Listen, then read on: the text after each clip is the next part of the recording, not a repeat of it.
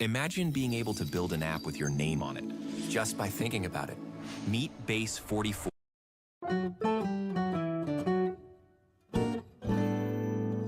정신없이 흘러가 버린 요즘 똑같은 너의 하루는 해낸 일 없이 마음만 바쁘게 지나가 버렸지. 어쩌면 내일도 모레도 같은 하루가 반복되겠지. 별거 없고 특별할 일 없는 그저 그런 날들 말야. 그럴 땐 단순하게 생각하는 것도 좋아. 널 위한 이 노래로 우리 행복을 바래. 모두 행복해져라. 모두 이루어져라. 나를 아는 사람들 모두 다 하는 일 모두 큰 탈 없이 모두 행복해져라. 모두 다 이루어져라. 나를 믿는 사람들 모두 흐르는 대로 흘러가게 두면 돼.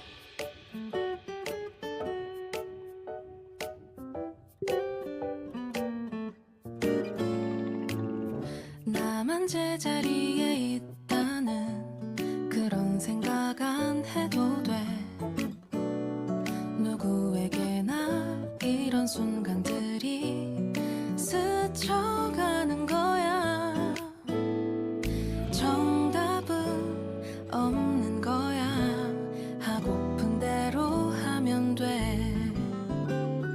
널 위한 이 노래로 우리 행복을 바래. 모두 행복해져라. 모두 이루어져라. 나를 아는 사람들 모두 다 하는 일 모두 큰 탈 없이 모두 행복해져라. 모두 다 이루어져라. 나를 믿는 사람들 모두 흐르는 대로 흘러가게 두면 돼.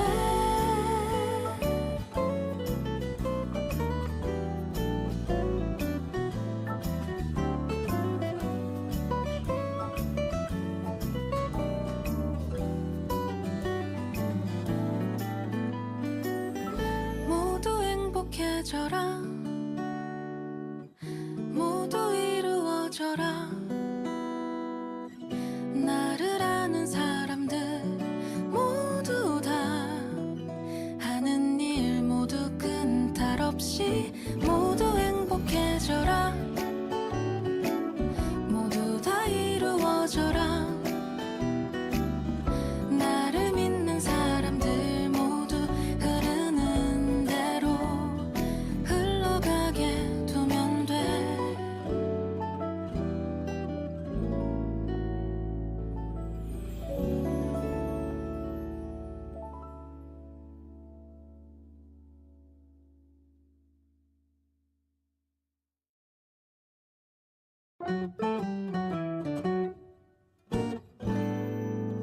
정신없이 흘러가 버린 요즘 똑같은 너의 하루는 해낸 일 없이 마음만 바쁘게 지나가 버렸지.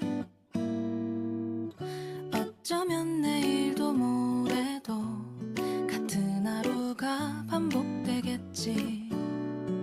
별거 없고 특별할 일 없는 그저 그런 날들 말야.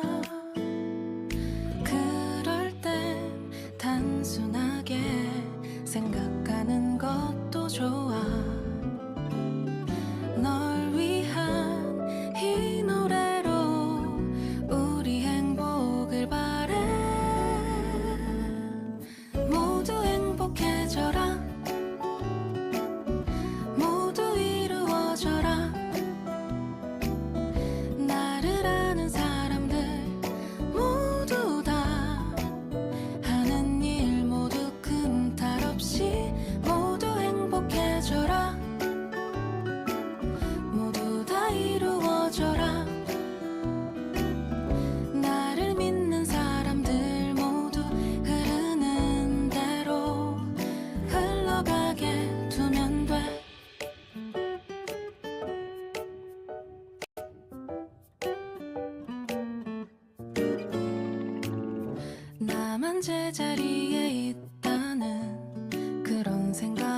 말만 해도 돼.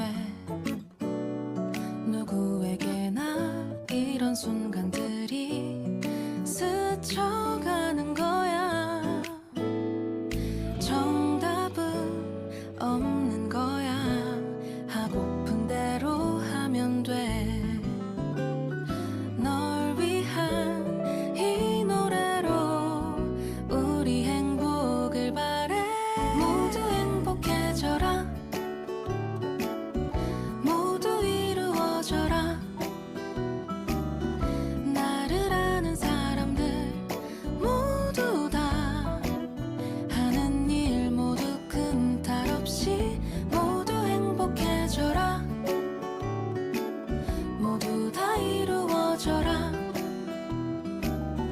나를 믿는 사람들 모두 흐르는 대로 흘러가게 두면 돼.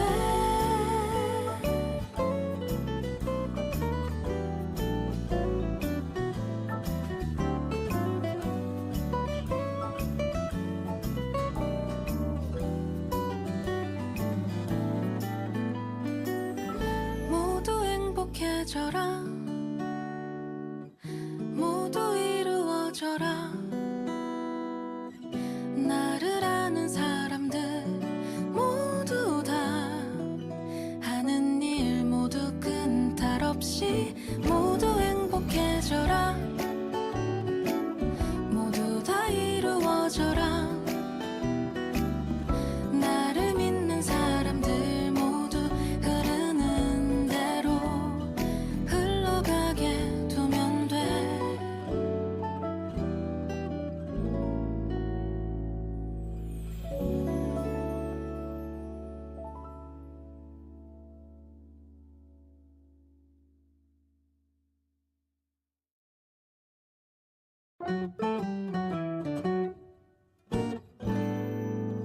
정신없이 흘러가 버린 요즘 똑같은 너의 하루는 해낸 일 없이 마음만 바쁘게 지나가 버렸지. 어쩌면 내일도 모레도 같은 하루가 반복되겠지. 별거 없고 특별할 일 없는 그저 그런 날들 말야. 그럴 땐 단순하게 생각하는 것도 좋아. 널 위한 이 노래로 우리 행복을 바래. 모두 행복해져라. 모두 이루어져라. 나를 아는 사람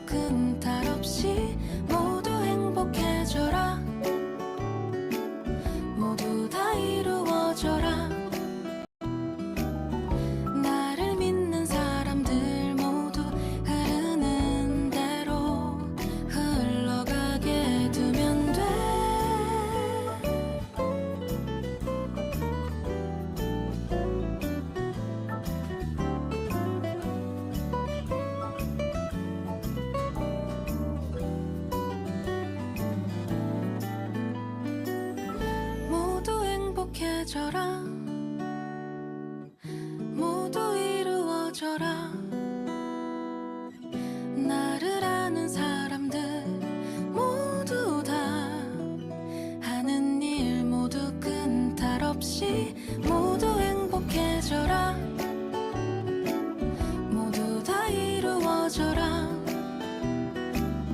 나를 믿는 사람들 모두 흐르는 대로 흘러가게 두면 돼.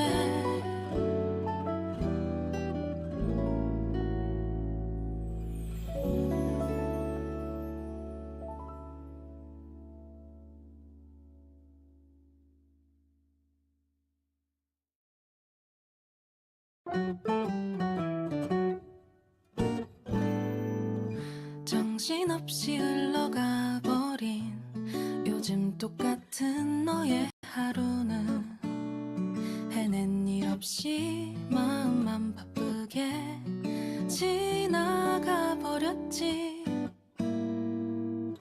어쩌면 내일도 모레도 같은 하루가 반복되겠지.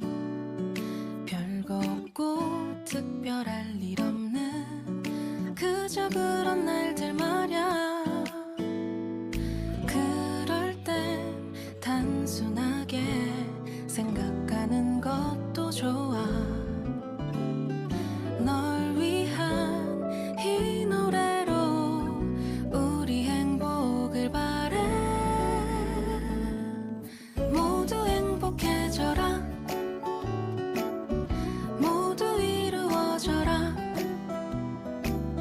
나를 아는 사람들 모두 다 하는 일 모두 끈탈 없이 모두 행복해져라. 모두 다 이루어져라. 나를 믿는 사람들 모두 흐르는 대로 흘러가게 두면 돼.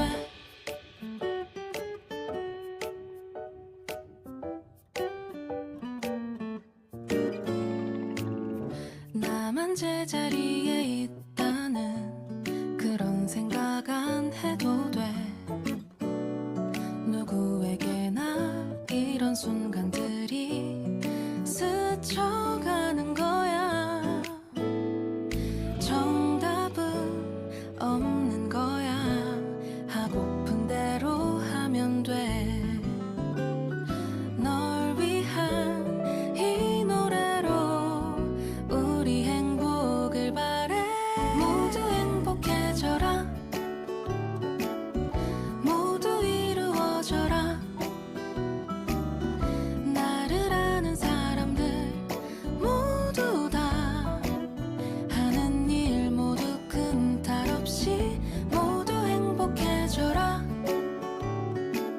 모두 다 이루어져라. 나를 믿는 사람들 모두 흐르는 대로 흘러가게 두면 돼.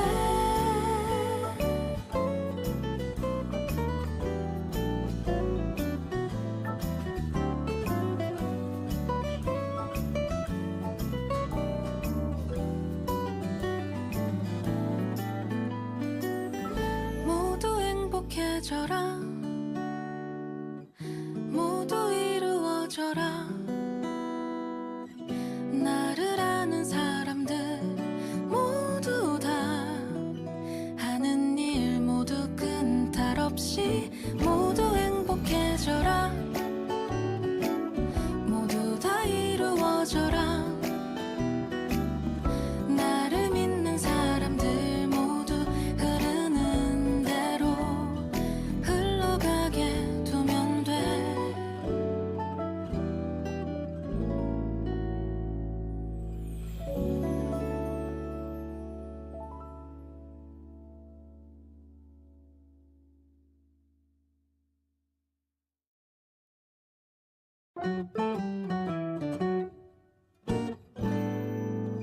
정신없이 흘러가 버린 요즘 똑같은 너의 하루는 해낸 일 없이 마음만 바쁘게 지나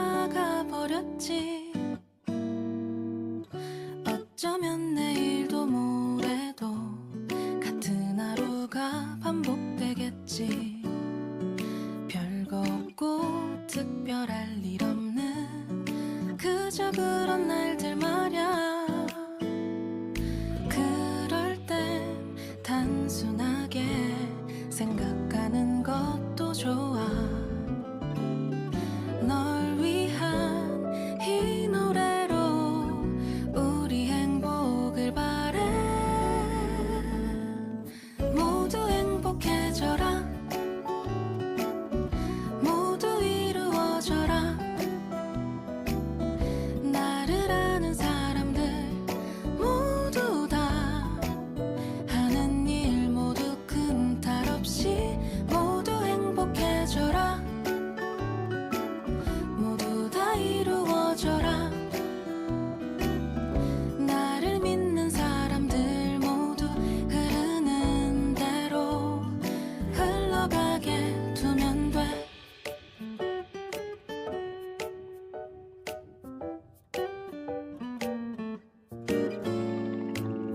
나만 제자리에 있다는 그런 생각 안 해도 돼. 누구에게나 이런 순간들이 스쳐가는 거야. 정답은 없는 거야. 하고픈 대로 하면 돼. 널 위한 이 노래로 우리 행복을 바래. 모두 행복해져라. 모두 이루어져라. 나를 아는 사람들 모두 다 하는 일 모두 안녕하세요. 큰 탈 없이 모두 행복해져라. 잠시 후 대장 브리핑 시작하도록 하겠습니다. 잠시 후야 8시 10분 대장 브리핑 및 나를 믿는 사람들 개장 전 나온 뉴스들 흐르는 전달해드리도록 대로 하겠습니다. 흘러가게 두면 돼.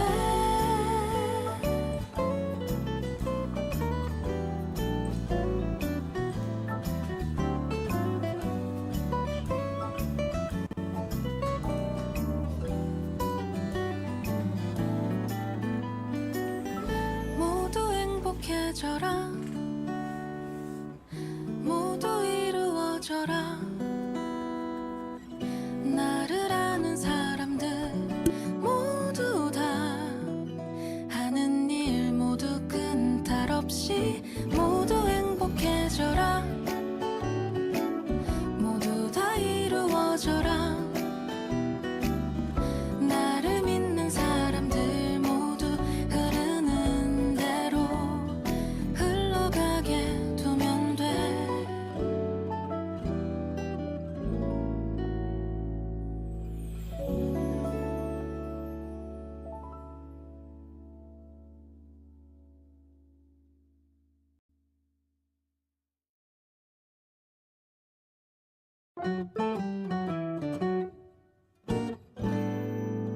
정신없이 흘러가 버린 요즘 똑같은 너의 하루는 해낸 일 없이 마음만 바쁘게 지나가 버렸지.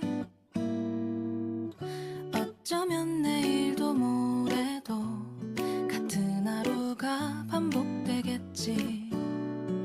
별거 없고 특별할 일 없는 그저 그런 날들 말야.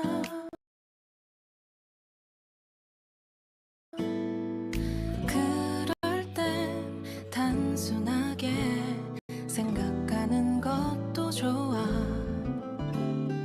널 위한 이 노래로 우리 행복을 바래. 모두 행복해져라. 모두 이루어져라. 나를 아는 사람들 모두 다 하는 일 모두 큰 탈 없이 모두 행복해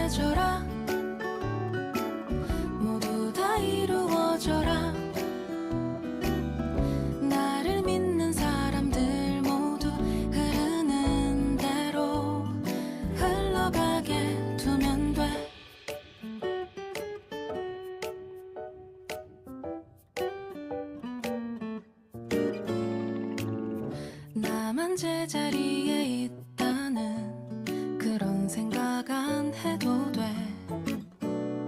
누구에게나 이런 순간들이 스쳐가는 거야. 정답은 없는 거야. 하고픈 대로 하면 돼. 널 위한 이 노래로 우리 행복을 바래. 모두 행복해져라. 모두 이루어져라. 나를 아는 사람들 모두 다 하는 일 모두 큰 탈 없이 모두 행복해져라. 모두 다 이루어져라. 나를 믿는 사람들 모두 흐르는 대로 흘러가게 두면 돼.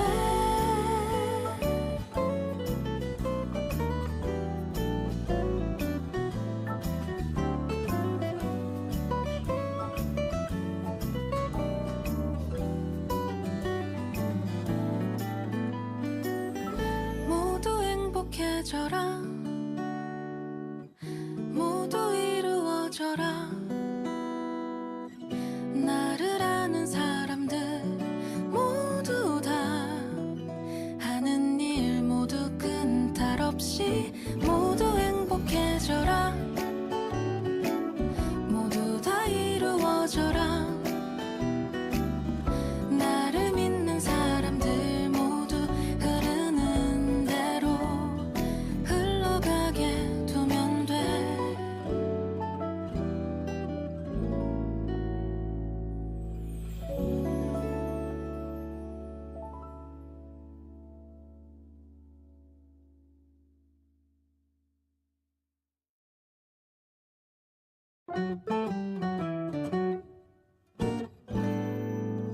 정신없이 흘러가 버린 요즘 똑같은 너의 하루는 해낸 일 없이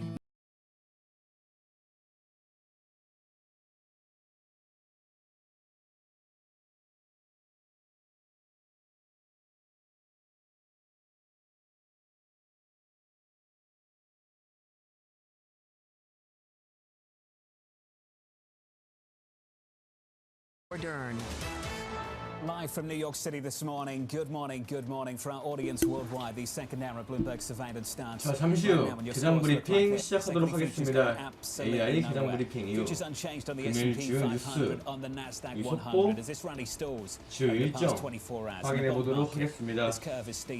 2-year bond yields are down by 2 basis points. 30-year bond yields are up by 4.9295 as the pressure continues to build on the Federal Reserve. This is a story that's not going anywhere with Trump attempting to fire Lisa Cook. Lisa Cook saying 개장 that he 브리핑 doesn't have the 시작하도록 ability to do 하겠습니다. so. It's going to be an ongoing court case, most likely, a cloud that hangs over the Federal Reserve, and maybe that's why you're not seeing as much of a reaction in equities, in the dollar, because she hasn't been formally charged with anything. It's not clear that she will actually be exiting. What it does do is, at the margins, play with some of the entrenched expectations of things like norms and institutional integrity. But again, that's just happening at the margins. It's not enough. 2025년 8월 26일 장마감 AI 모닝 브리핑입니다. 어젯밤 미국 시장은 그야말로 빅딜과 빅거버먼트의 향연이었습니다.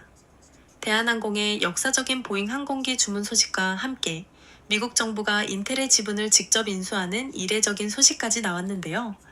오늘은 이 두 가지 상반된 흐름이 시장에 던지는 의미를 집중적으로 파헤쳐 보겠습니다.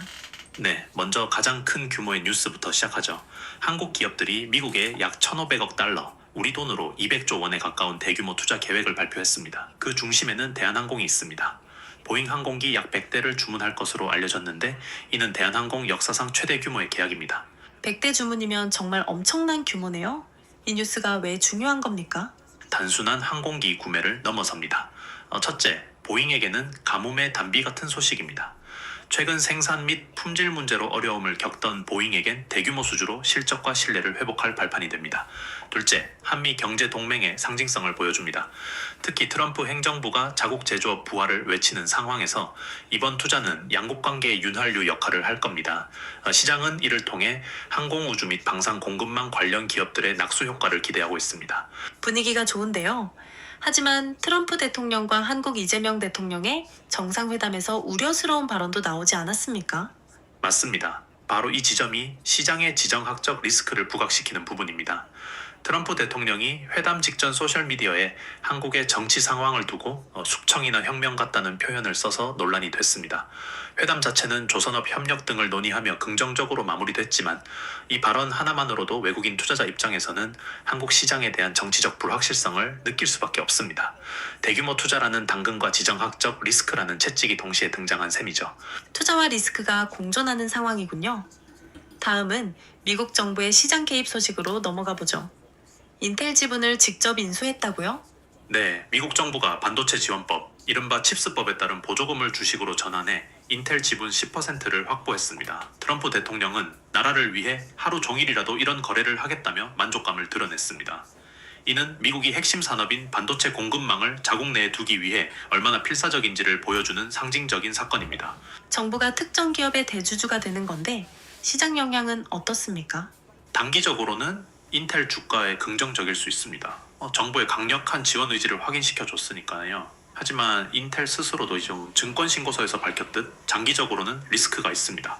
미국 정부가 대주주인 회사라는 꼬리표가 붙으면 특히 중국 등 해외 사업에서 불이익을 받을 수 있습니다. 또 다른 기업들도 정부 지원을 받으려면 지분을 내놔야 하는 선례가 될 수 있고요.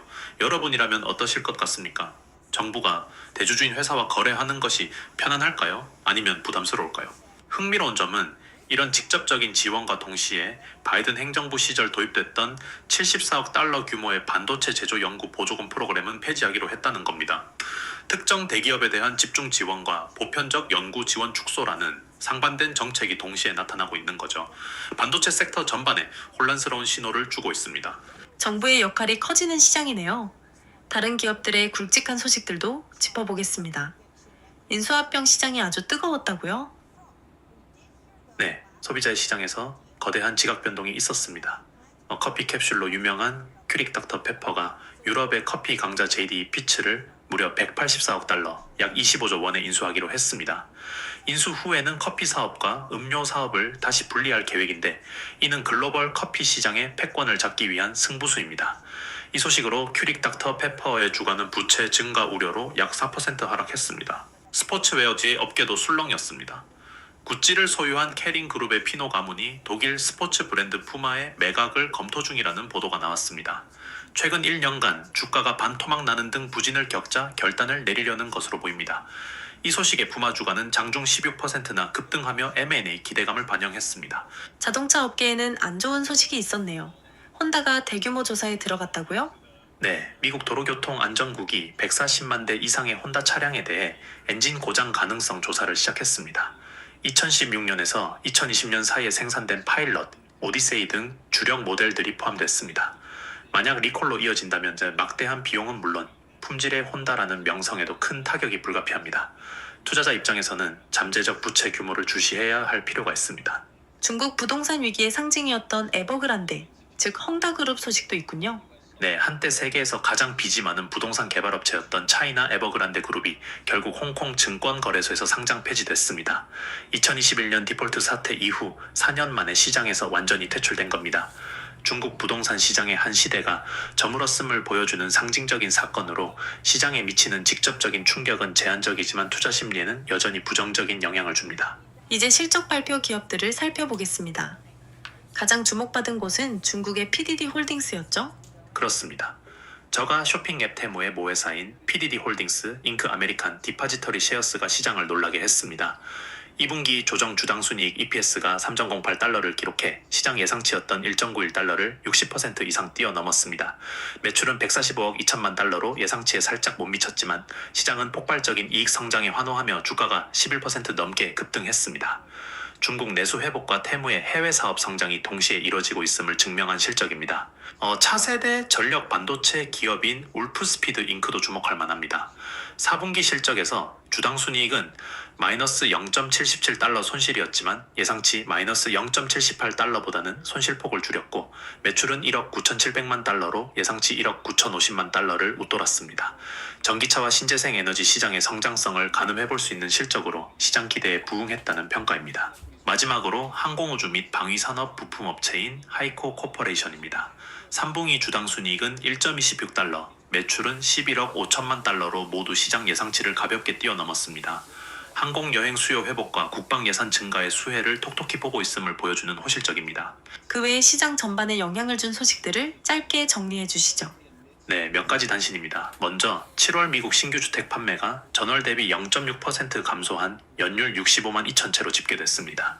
6월 수치가 상향 조정되긴 했지만 여전히 높은 모기지 금리가 주택 시장의 발목을 잡고 있음을 보여줍니다. 또 AI가 기존 소프트웨어 산업을 파괴할 수 있다는 우려가 커지면서 세일즈포스, 어도비 같은 기업들의 주가가 부진한 흐름을 보였습니다. 반면 포르쉐는 전기차 수요 둔화를 이유로 고성능 배터리 자체 생산 계획을 철회하며 시장 변화에 대응하는 모습을 보였습니다. 정말 많은 일이 있었네요. 그럼 오늘의 핵심 포인트와 다음 관전 포인트를 정리해 주시죠. 오늘 시장의 핵심은 정책 리스크와 기회의 공존입니다.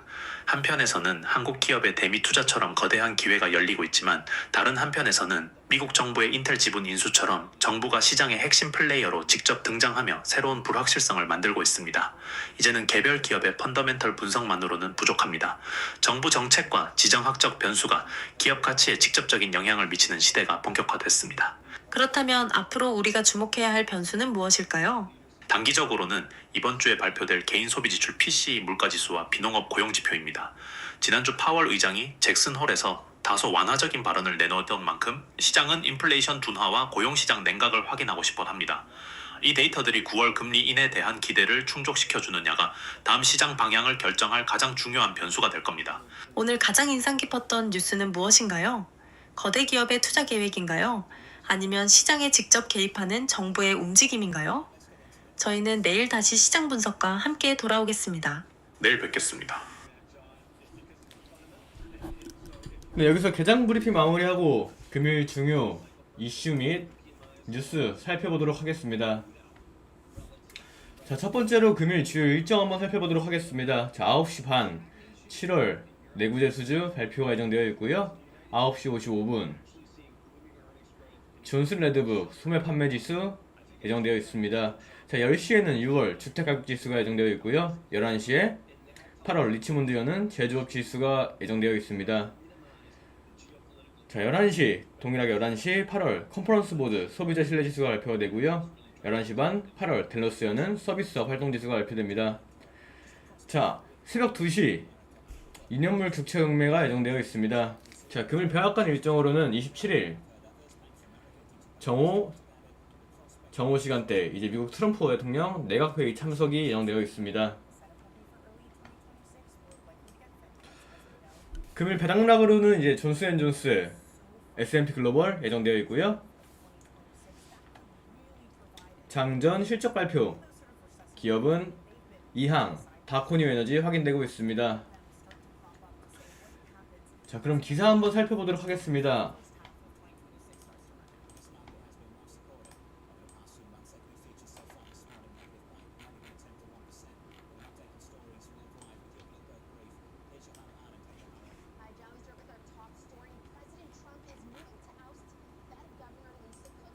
자, 블룸버그에서 나온 기사고요. 연준 독립성 우려, 장기 국채 약세. 자, 트럼프 대통령인 리사쿡 연준 의사의 해임 시도로 연준의 독립성의 훼손 우려가 커지면서 장기 국채 금리는 상승하고 단기 금리는 하락한 것으로 확인이 되고 있습니다. 자, 이로 인해서 5년물, 30년물 금리 차가 116bp까지 벌어지며 2021년 이후 최대치를 기록하였습니다. 자, 시장은 트럼프가 후기자 자리에 금리 인하에 적극적인 비둘기파 인사를 임명할 것으로 보고 있습니다.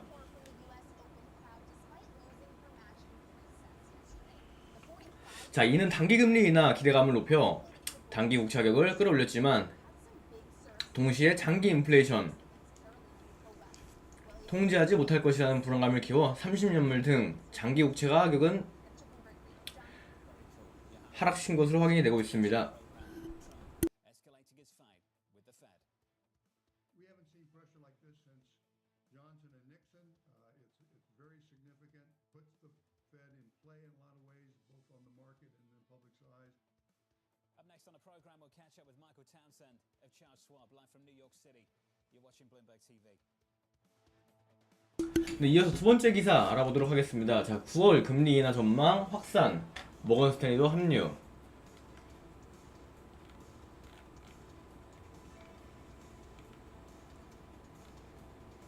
자, 로이터발 기사고요. 자, 모건 스탠리는 파월 의장이 잭슨 발언이 인플레이션보다 노동시장 위험을 더 의식하는 방향으로 바꾸었다며 이를 근거로 연준이 9월에 선제적 금리 인하에 나설 수 있다고 전하였습니다.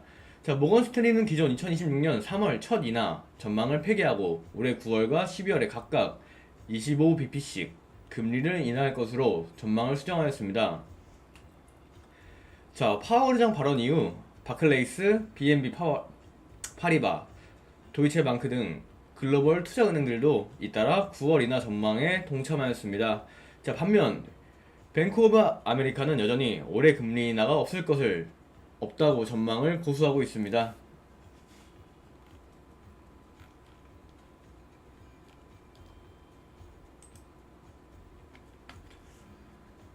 자, 세 번째 기사, 트럼프 연준 쿠기사 해임 추진 사상 초유의 법정 공방 관련 기사 알아보도록 하겠습니다. 자, 블룸버그에서 나온 기사고요. 자, 트럼프 대통령이 특단보 대출 서류 위조 혐의로 리사 쿡 연준의 이사를 해임을 하려 하면서 연준의 독립성을 둘러싼 사상 초유의 법적 분쟁이 예상되고 있습니다. 자, 쿡 이사는 바이든 전 대통령이 2020년에 임명한 첫 흑인 여성 연준 이사로 임기는 2038년까지 예정되어 있었습니다. 트럼프 대통령은 쿡 이사가 미시간과 조지아 주택 구매 시 주 거주지라고 허위 신고하여 부당한 대출 이익을 얻었다는 의혹을 제기하면서 정당한 해임 사유로 제기했습니다. 자, 쿡 이사는 대통령에게 해임 권한이 없다며 사임을 거부했고 변호사를 통해 트럼프의 시도를 불법적 조치로 규정하며 법적 대응을 예고하였습니다. 자, 이번 해임 시도는 미국 역사상 대통령이 연준 인사를 해고하려 한 첫 번째 공식 사례로 확인이 되고 있습니다.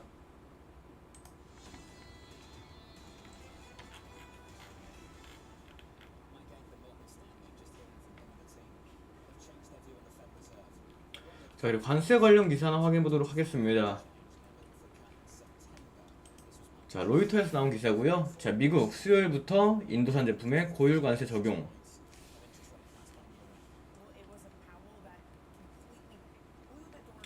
자, 미국이 인도의 러시아산 원유 구매에 대한 조치로 현지 시간 수요일부터 모든 인도산 제품에 25%의 추가 관세를 부과하기로 하겠다고 밝혔습니다. 자, 기존 관세와 합쳐 최대 50%까지 관세가 발효될 수 있고요. 트럼프 행정부는 인도가 우크라이나 전쟁 이후 러시아산 원유 수입 비중을 1% 미만에서 42%까지 늘린 것을 전쟁 자금 지원으로 간주하며 이를 중단시키기 위한 징벌적 조치라고 밝혔습니다. 자, 인도 수출업계 이번 조치로 대미 수출액 870억 달러 중 약 55%가 타격을 입은 것으로 전망하며 미국 고객들은 신규 주문이 이미 중단됐다고 밝혔습니다.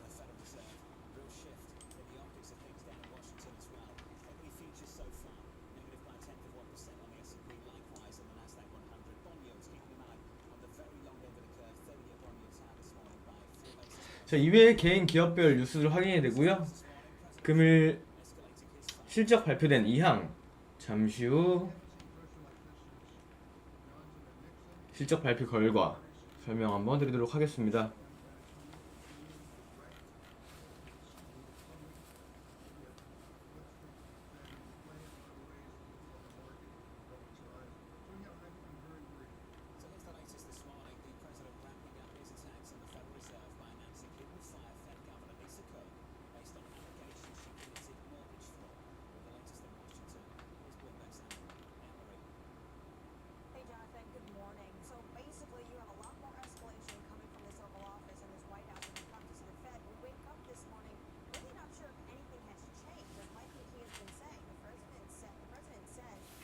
자, 관세 관련 기사 확인되는 게 하나 더 있어서 이거까지 말씀드리고 2항 실적 발표 결과에 대해서 말씀드리도록 하겠습니다. 자, 트럼프 대통령이 디지털세 대응으로 수출 규제, 관세 부과 예고를 하였습니다. 자, 기사 출처는 블룸버그고요. 트럼프 대통령 일부 국가의 디지털세가 아마존, 구글 등 미국 기업을 겨냥한 차별적 조치라고 비판하고 중국 기업에는 면죄부를 주고 있다고 불만을 드러냈습니다.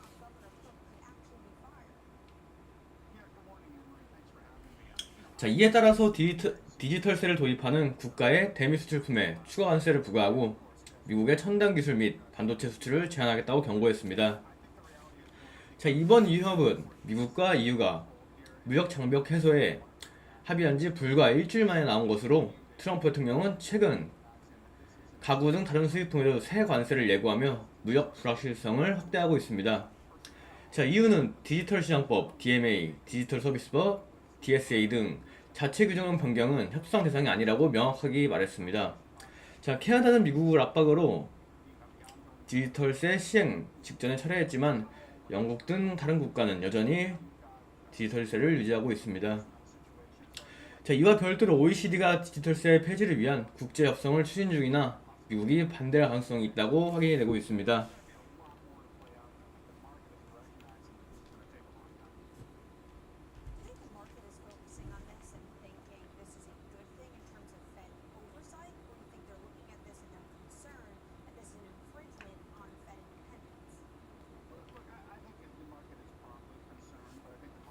자, 2항 장전 4시 35분에 실적 발표가 있었는데요.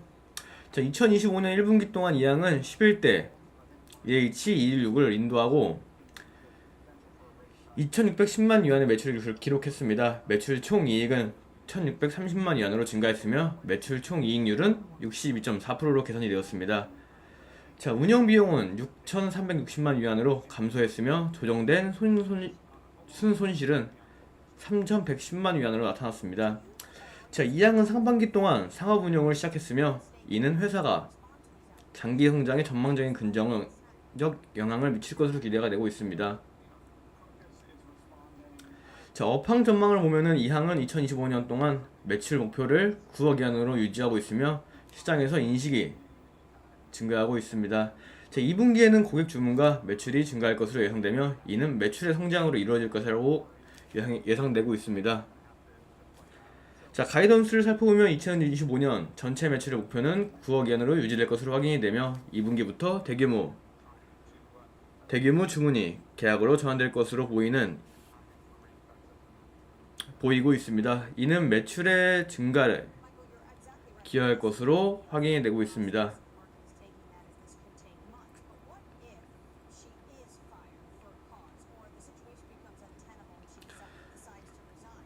자, CEO의 코멘트를 살펴보면 CEO 후아주후는 이항의 상업 비행의 운영이 시작되었으며 안전을 최우선으로 하고 있다 강조했습니다. 자, 그리고 CFO 코너양은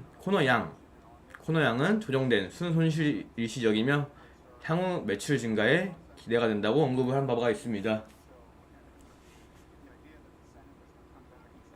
자, 실적 발표 잠시 이제 다코니 에너지 나왔는지 확인 후에 말씀드려보도록 하겠습니다.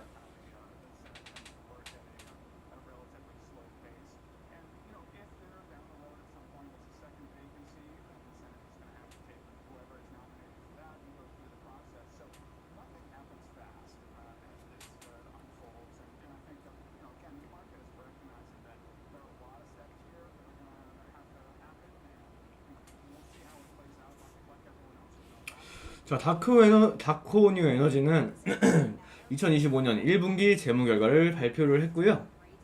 자, 태양광 PV 산업은 과잉 공급과 폴리실리콘 가격이 현금 비용 수준 이하로 유지되는 등 심각한 도전에 직면해 있습니다. 자, 회사는 분기별 운영 손실과 순손실은 기록했지만 손실은 이전 분기 대비 감소했습니다. 자, 2025년 3월 30일 기준으로 회사는 79억 2천만 달러의 현금 잔고를 보유하고 있으며 재무부채는 따로 확인되는 게 없습니다.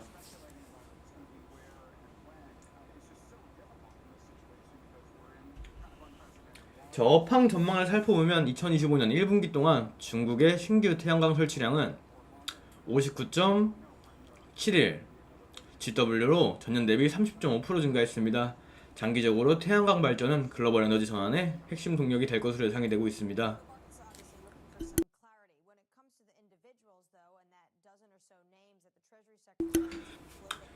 자, 현재의 저격과 시장 하락은 결국 더 건강하고 지속 가능한 산업으로 이어질 것이라고 예상하고 있습니다.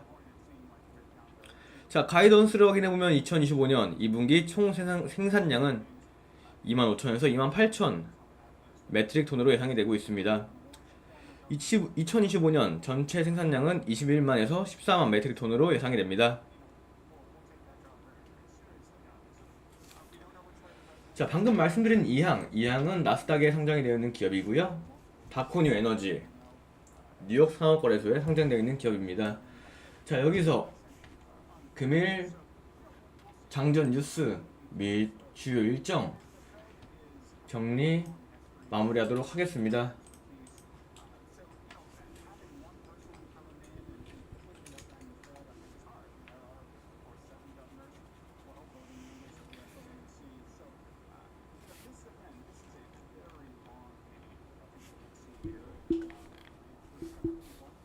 자, 트레이딩은 잠시 후 21시부터 진행하도록 하겠습니다. 트레이딩은 21시부터 진행하도록 하겠습니다.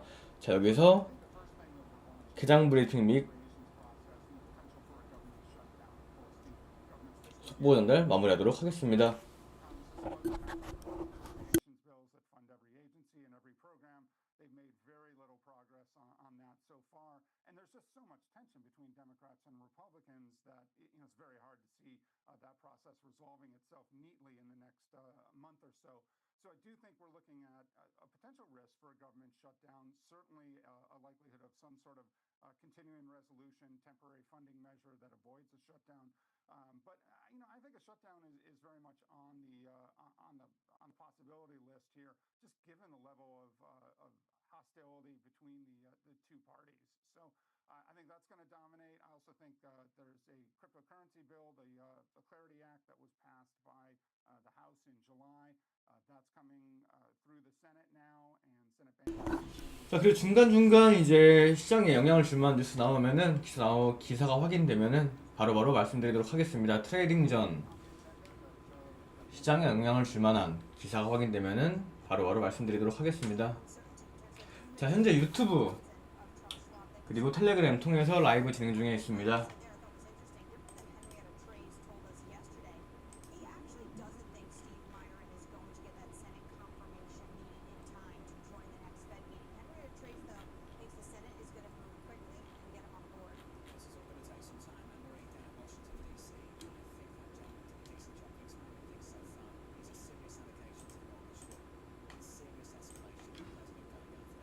Sitting Fed governor, but ultimately there's got to be space for due process, and this could take months and months and months. There does need to be space for due process. It gets dragged out. And we also have to underscore that if there are ethical concerns that turn out to be true, it becomes much harder to have that person on the FOMC. At the moment, no immediate consequences. In the market, we're down by about 0.1% on the S&P 500. In the bond market, bond yields are higher at the long end of the curve. Up next, we'll catch up with the former New York Fed President Bill Dudley on the future of the central bank. Plus, Yahara has your morning movers. Shares of EchoStar surging on a deal announcement.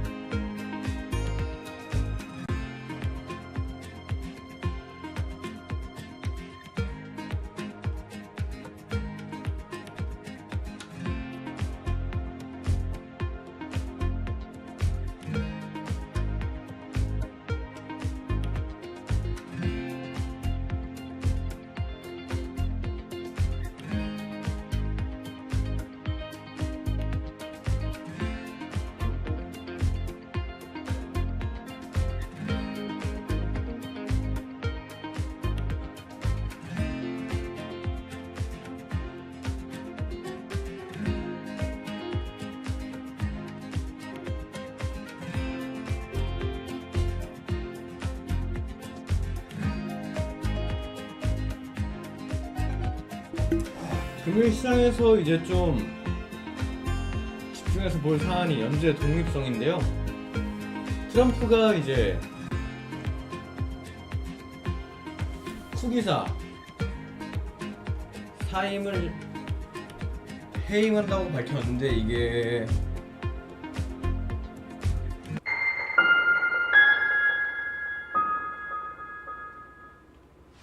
Tune in to Bloomberg Business Week Daily. We got to talk crypto. From the magazine that helps global leaders stay ahead. What's the conversation around your company? Bringing you insight on the people, companies, and trends shaping today's complex economy. Planning very big things. A new level of premium. Plus global business, finance, and tech news as it happens. The floodgates of innovation are going to open up. You can't fake passion. You either are or you aren't. Bloomberg Business Week Daily, only on Bloomberg. Key investors, top executives, global innovators. Join me for in-depth conversations with the biggest newsmakers on the day's top stories. Insight with Haslinda Anand, only on Bloomberg. Bringing you up-to-the-minute news whenever and wherever it happens. I'm Matt Miller, the Circuit de la Sarthe in Le Mans, and this is Bloomberg. Good morning, this is Bloomberg Daybreak Europe. I'm Tom McKenzie in London. These are the stories that set your agenda. Taking you from the U.S. market's close to the overnight session in Asia, we'll walk you through what you need to know to kickstart Europe's trading day. Live from our European headquarters, we bring you the day's top market-moving stories, unmatched expert analysis, and on-the-ground reporting from across the continent. Tune in to Daybreak Europe, only on Bloomberg Television. Context changes everything. 중대한 사유가 있을 때는 해임할 수 있다는 조항이 있지만 현재 뭐 수기사가 The equity market rally stalling over the past few days. A slow start to a brand new trading week, the final trading week for the month of August. Equity futures so far in the S&P down by about 0.1% now in the S&P 500. On the Nasdaq 100 down by 0.13. In the bond market, lots of changes at the front end of the curve. Two-year yield lower over the past month following a very weak payrolls report, some very negative revisions, and a lot of changes, including from Chairman Powell, setting up a lot of changes on Wall Street too. Deutsche Bank, BNP Paribas, Morgan Stanley, all expecting a rate cut in September, a change of call for those three. And that's why you're seeing the yield curve do what it is. That is a front end that is coming down and a longer end that's rising. I do think it's notable, though, that where you're seeing the pain isn't really the 10-year. Yes, it's moving. It is the 30-year. If you expected this all to be about inflation and growing debt, you'd expect the 10-year to be doing worse. But that 10s, 30s curve, the steepest since 2021, it's a growing perception that perhaps this is a White House that will do whatever it takes to get mortgage rates down. We spoke to the Treasury Secretary about this. He was sat in that chair and I asked him about the leakage at the long end. And the problem they've got is this is a global story. You and I have been talking about it. It's France, it's the UK, it's Japan. It's the US as well. Yeah, by the way, in Europe, part of the story isn't even about fundamentals. It has to do with changes at Dutch pensions. What do you do about something like that? What do you do when what's being driven long-term isn't about interest rates, isn't necessarily about debt, but is mechanical issues as well? It's an increasingly difficult long end to get a hold of. Bond yields at the very, very, very long end of the curve, up by 3 basis points this morning to 492. 2 hours away from the cash open on the equity side of things. Let's get you some morning movers with Yahira. Hey, Yahira. Hi, John. The deal action keeps rolling, and this time it's in the telecom space. AT&T is scooping up spectrum from EchoStar in a $23 billion all-cash transaction. As a result, we are seeing EchoStar shares soaring more than 60%. The move, according to AT&T, it is meant to strengthen its portfolio across nearly every U.S. market, and it says that this supports its long-term strategy to grow its base of customers that use its home internet and 5G wireless service. If all goes well with regulators, they say the deal is expected to close by mid-2026. Meanwhile, we are seeing shares of Interactive Brokers rising 4% on news that it will be joining the S&P. The changes are set to happen this week on Thursday before the market opens, where it will replace Walgreens, which is set to go private. And we end on Eli Lilly. Shares are rising nearly 2.5% here after strong results from its experimental obesity pill or Forgipron. Patients with obesity and type 2 diabetes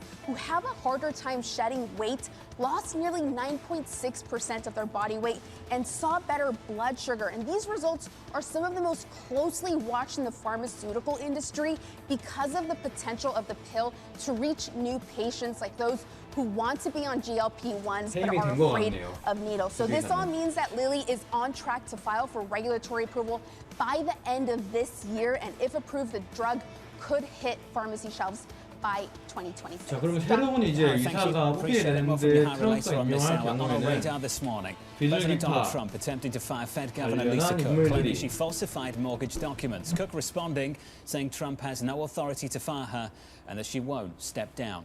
Elsewhere, President Trump threatening to impose new tariffs and export restrictions on advanced technology in response to other nations' taxes on digital services. Trump saying the taxes are designed to harm American technology. It sets up another fight with the Europeans. It does, but if you have a president whose aim is to champion corporate America, 연준의 how 독립성을 can you do 해치는 that 게 이제 without 뭐 시장에 championing 어떤 our 영향을 largest 끼칠지 오늘 한번 companies, which 살펴봐도 are 될 것 tech? 같습니다. So in that vein, that 자, totally 잠시 후 makes sense. The issue that Trump is 9시부터 likely to face 트레이딩 is that 진행하도록 Europeans 하겠습니다. insist that this is a matter of sovereignty. They find these digital taxes so important to them that it's unlikely you'd have the case of Canada, for example, which faced the same scrutiny from the Trump administration and backtrack on some of these digital service taxes. Again, you have a framework in place, you have a deal in place. It doesn't mean discussions are over. Just how resolved is that deal, to your point? It's never resolved, is it? It's ongoing. It is constantly ongoing, and it's not even just that. It's also China having representatives in the U.S., concerns about soybeans, concerns about magnets. Every single one of these deals that has been reached, you constantly see a back and forth that doesn't go away. It's continued concerns, and for companies, maybe continued confusion on how to deal with them. Anne-Marie said it repeatedly months and months ago. This is a feature of this administration, not a bug, and it will continue through the next several years and maybe even beyond down in Washington, D.C. Want to finish on this story. Elon Musk is suing Apple and OpenAI, claiming they unfairly favour OpenAI across iPhones and hinder competition for other chatbot makers. Musk and XAI seeking billions of dollars in damages. This will be so interesting to see where this goes. A lot of people have looked at this and say, oh, Elon Musk is litigious, of course. I think that's quite unfair considering, remember, the Justice Department sued Google over what they said were illegal payments to Apple to have Google as the dominant search on Safari. It's kind of a similar thing because what's replaced search, it's increasingly becoming these chatbots. So if a judge decided that Google couldn't make its search the main thing on various platforms, then why should Apple, for example, be allowed to force people to use ChatGPT for their AI chatbots? It's a question that, again, it's been faced before in the prior types of technology. As it's advancing, the questions don't go away. That's the latest with that story. Let's turn back to our top story. President Donald Trump moving to fire Fed Governor Lisa Cook. The latest escalation down in Washington, D.C., the pressure building on the Federal Reserve. Bloomberg's Mike McKee joins us now for more. Mike, I want to build on what you were talking about earlier on this morning, that the president's come out and said Lisa Cook is fired, and the Fed governor says, no, she's not. So is she fired? Or isn't she? We don't know. That is the interesting question right off the bat this morning. If she shows up to work, what happens? Does the Fed keep her out? Does the president send U.S. Marshals to take her out of the Fed? How does this play out? And who takes it to court? We assume it'll all end up in court. And the issue will be the for cause clause in the Federal Reserve Act. Does whatever she did rise to the level of for cause? Courts have generally held that it involves what you do officially on the job, malfeasance or neglect of the job, things like that, rather than personal things that took place before you were nominated to the Fed. But that's a question for another day. First, we got to find out exactly what her status is. So, Mike, there's some weird things going on here. It's very difficult to track. There's potentially two different tracks. One, you've got legal proceedings that haven't opened up yet and may not, over serious allegations of mortgage fraud, and the other one is whether the president can actually fire a sitting Fed governor. Mike, how are you tracking both at the same time? Well, we're watching to see what, if anything, the Fed can say. They don't have the facts yet on what Lisa Cook's mortgage situation was, so they're not going to be able to publicly defend her until if she can show that she is innocent. If she's not, if she did do something wrong, then there's a good chance the Fed might ask her to step down. But they don't know that yet, so they're keeping their distance from all of this. And the administration hasn't said anything since the president put out his statement last night. But we have to watch and see 해임된다. how they follow up on that. And obviously, Mr. Trump has a number of appearances today, and he'll 모기지 do some 관련 stuff before the 사기 cameras, 혐의로 and we might find out more. 일단 뭐 기소는 입건된 거 없는데 Michael, thank you. Joining us now to extend the conversation, the former New York Fed President, 이게 Bill Dudley. 올렸네요. Bill, welcome to the program. 확인되는 것 Extensive 같습니다. experience 그러면은 연준의 at the Federal 불균형성을 Reserve inside 많이 that institution. How do you think they'll be 것으로 responding 확인되고 to this 아까 morning? 말씀드렸듯이 연준의 They're going to be very 불균형성을 unhappy because this is a real assault on the Federal Reserve's independence. And as we know, central banks' independence is really important for good economic outcomes. There's been a reason why we've been moving in the direction of greater central bank independence over the last 4 decades across the world, because central banks that have independence in terms of how they conduct monetary policy to achieve the objectives set for them by Congress and the administration do a better job in controlling inflation and keeping the economy on a stable path. So this is an assault on that. And I'm sort of surprised that the markets are so relaxed about this. Now, maybe that's because we don't know where this is going to go. We don't know whether Lisa Cook is going to be able to stay in office. It certainly looks like the bar to getting her out is quite high because it doesn't seem that the for cause would extend to the allegations against her. But she certainly, at very minimum, deserves her day in court. Well, Bill, it seems like that is the system that is emerging, that we're understanding the contours of Fed independence from the courts, be it the most recent ruling that said other independent agencies could have their heads fired by Trump, but not necessarily the Fed without cause. This may be defining, having the courts define what cause is. If you have a system where it's not encoded in law, but instead is being interpreted by the courts, what does that say about the fragility or the stability of Fed independence? Well, it sort of has to be interpreted by the courts because there's no precedence for this. So we don't really know what the law is until the courts actually rule on it. So the courts have to decide, what's the law intended to do. I think most people think that what Lisa Cook did.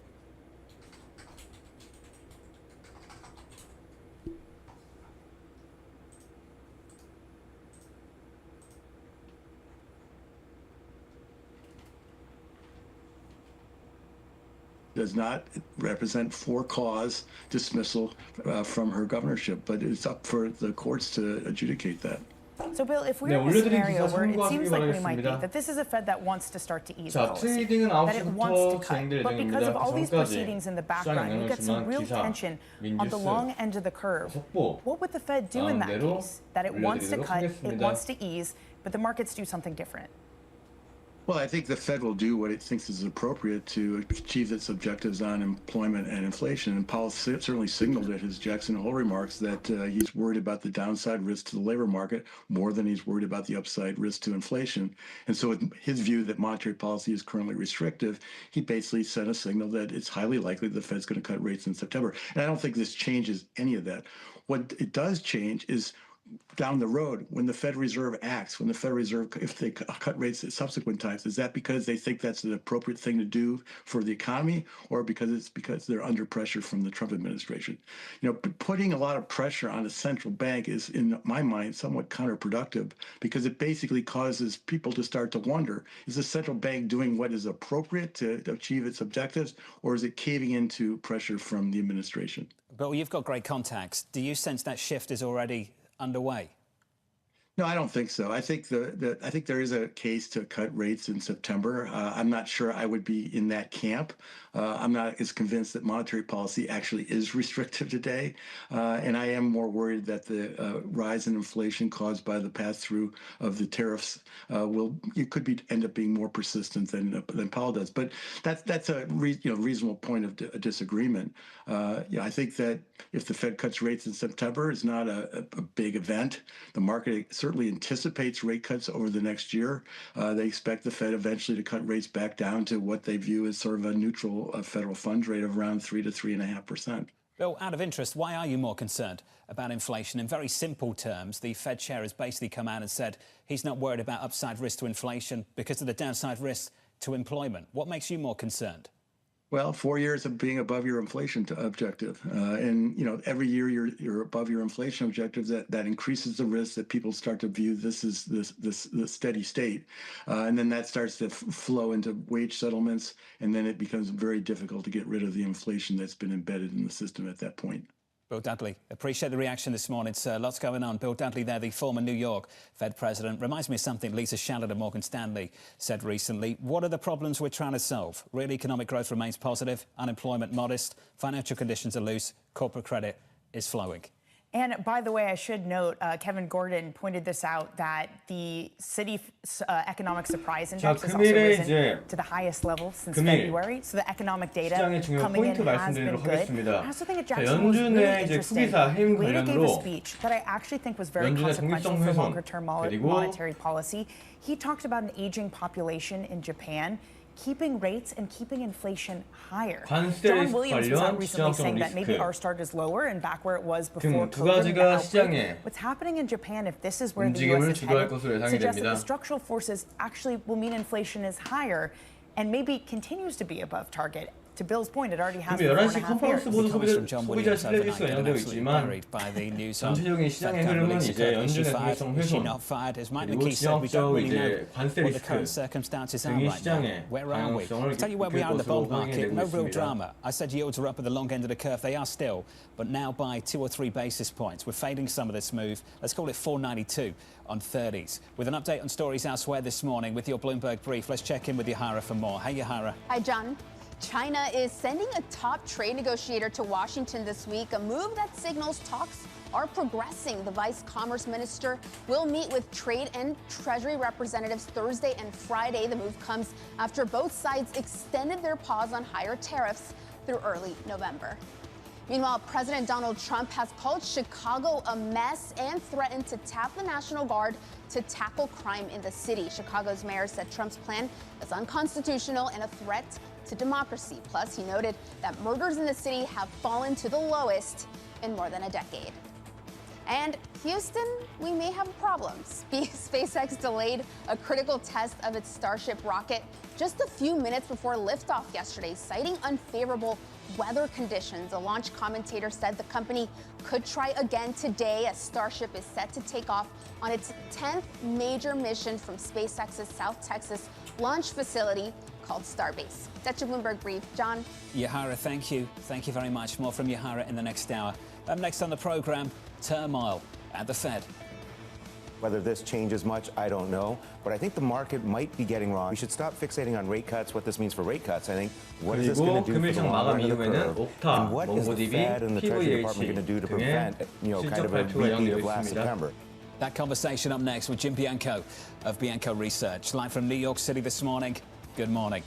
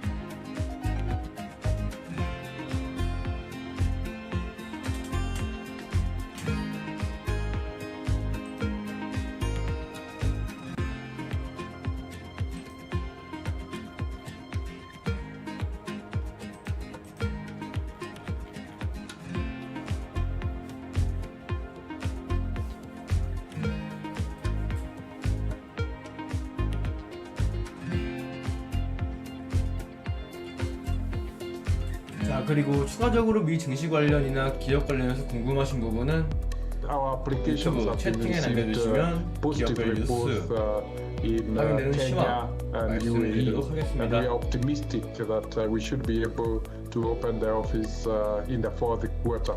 자, 잠시 후 21시 9시부터 나스닥 정규 트레이딩 일정 진행하도록 하겠습니다. It has strong logistics for trade, and it is a strong center for investment. And we are seeing increasingly the global GDP is increasingly becoming overweight in Asia and Middle East. So that linkage with the middle income segments growing in India and China, they will provide a very strong market.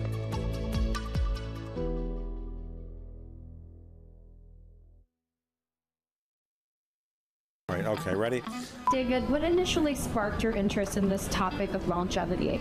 15 years ago, I turned 60, and I began to wonder how much longer I'm likely to live and what I could do to extend my life. On longevity, I talk with the leading experts in science and medicine to educate people about how they might 그리고 get to change their conduct so that they can live a happier and healthier life. 트럼프 I'm David 대통령하고 Rubenstein. 그 Join me on 한미 a four-part journey 정상회담이 as I explore 있잖아요. the 거기서 이제 great quest 한국과 for 협상이 합의가 longevity. 되었다고 생각한다. Only on Bloomberg. 한국이 합의된 내용을 At a 이행할 time when 것이다. policy in 라고 Washington 이제 is 기자 driving Wall 인터뷰에서 Street, 트럼프 we draw a 대통령이 다시 나가 distinction 있습니다. between the rhetoric and the action, bringing you market-moving guests and original reporting. This is Bloomberg Surveillance.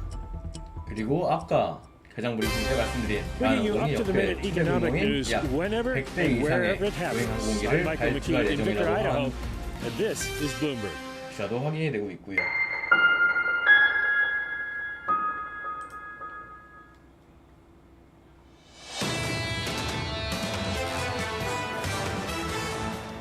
Bill Dudley, the former New York Fed president, saying he's surprised by how calm this market is in the face of the president firing a sitting Fed governor.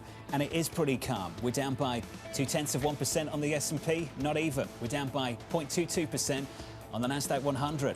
Under surveillance this morning, turmoil at the Fed. Whether this changes much, I don't know. But I think the market might be getting wrong. We should stop fixating on rate cuts, what this means for rate cuts. I think, what is this going to do for the longer end of the curve? And what is the Fed and the Treasury Department going to do to prevent, kind of a repeat of last September? I'm not even sure anymore how the market's going to trust whether we get a strong jobs report on September. You would think a month ago we would have sold off hard on yields because, oh, now the Fed can't cut. I don't know that that's going to happen. So I feel the data's going to be noisy. So here's the latest this morning. Investors weighing potential changes to the Fed's board as President Trump moves to fire Governor Lisa Cook ahead of next month's policy meeting. Jim Bianco of Bianco Research joins us now for more. Jim, welcome to the programme, sir. It's been too long. Do you think this market's underplaying the seriousness of what's playing out in Washington? Over the near term, no, because I don't think what happens with Fed Governor Cook in the, between now and the September meeting is going to change the outcome of the September meeting, whatever the Fed decides to do, and it looks like they're going to cut rates at that meeting.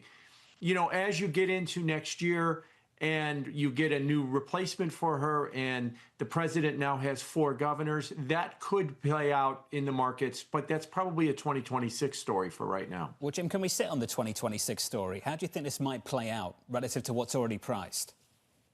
Well, the big thing about this is, we have to go back and look at the Federal Reserve Act and remember that all the Federal Reserve Bank presidents, their terms all expire at the end of February of 2026. They expire every 5 years. Now their boards reappoint them, and the Federal Reserve governors have to approve all of them.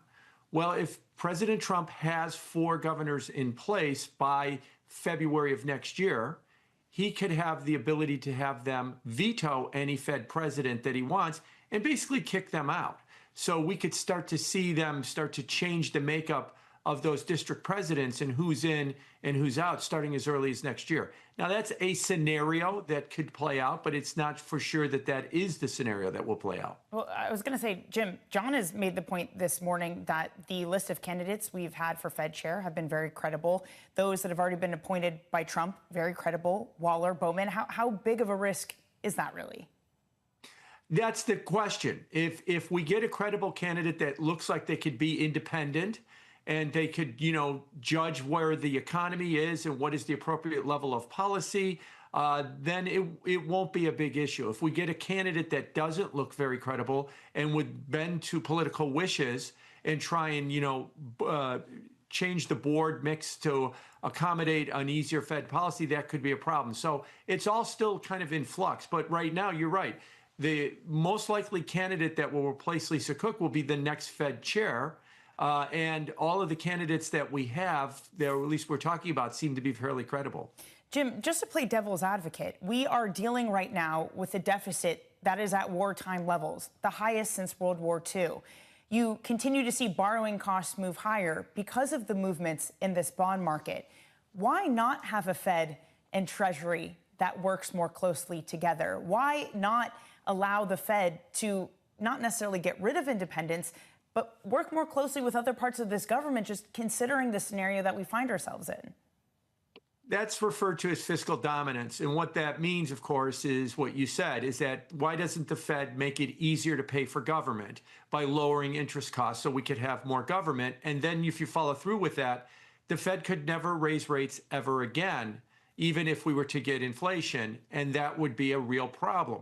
It would work for a while as long as you don't have inflation. But when you have inflation, the argument would be you can't raise rates to fight inflation because it will raise the borrowing cost of the government. And that's how you get spiraling out of control inflation. So such a move would be something that would end badly. It would only be a question of when it would end badly. Jim, it doesn't have to be that drastic. I want to pick up on a line of thinking that Danny introduced just last week. If you just look at monetary policy, if they think about the efficacy of their policy at the moment, if they begin to drop interest rates, but you actually see long end rates stay higher or maybe even creep higher because of what's happening worldwide, don't they have something to think about there anyway? Don't they have to think about what to do at the longer end of the curve? I think they do, and I think they should, and the recent examples show that. We all know last year when they cut rates, the long end of the yield curve in the United States rose. You can also look at the ECB. President Trump likes to talk about they're cutting rates all the time, and we're not. The long end of the German Bund market or the French oat market is going up while they are cutting rates. Same thing is happening in the UK. And if you want to go even shorter term, since August 1st, 1 minute before the payroll report, the 30-year yield was 491. It's 492 right now. So for all the talk that the Fed's going to cut in September, the bond market's had a month to think about it, and it's up 1 basis point. So it's really trying to signal here that maybe it doesn't want these rate cuts, but it's probably going to get them anyway. And yes, the Fed should be looking at all of these signals from abroad, from last year, and what the current long end of the yield curve is doing now, and really question whether or not it is the right policy, because the bond market is not seem to be on board with it. Jim, are you questioning as to whether it's the right policy? Yes, I am. I don't think it is necessarily the right policy. I think we're going to see inflation from both goods prices from tariffs and the population growth slowing because of the slowdown in immigration is going to put wage pressure on the existing jobs that we have right now. And that combination is going to push inflation higher. Now, maybe because the border is closed and immigration is down, you'll see some slowing of the economy, but you might more than offset that with higher inflation. And that's where I think the Fed is going to have to think twice about whether or not they should be cutting rates. Jim, we were just talking with Bill Dudley, though, who would agree with you that inflation potentially is a bigger problem, but made the argument 25 basis points of a cut in September, that's not necessarily an issue. Do you think it is an issue if they cut in September? It is an issue if the argument is here's 25 to get President Trump off their back. That's a political move. But if they cut in September 25, you'd have to presume what Chairman Powell has said, that they are restrictive, that the Fed dot plot says that the neutral rate is somewhere around 3%, and that this is the second leg down in interest rates to eventually get them to neutral, and that they're going to keep going.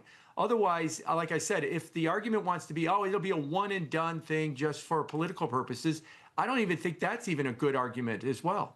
Jim Bianco, I remember when your name was in the mix to be a Fed governor, and you're a very credible guy. Appreciate your time. Jim Bianco there at Bianco Research. It's good to see you. Lined up to be a Fed governor in the last few years, and didn't happen. We prefer Jim where he is, and we get more access. Yeah, but it would have been nice also to have Governor Bianco. I think we all would have enjoyed that. Wouldn't that have been cool? Want to mix it up a little bit? I'm sure he still would have joined the program. End the group think? I'm sure he would have.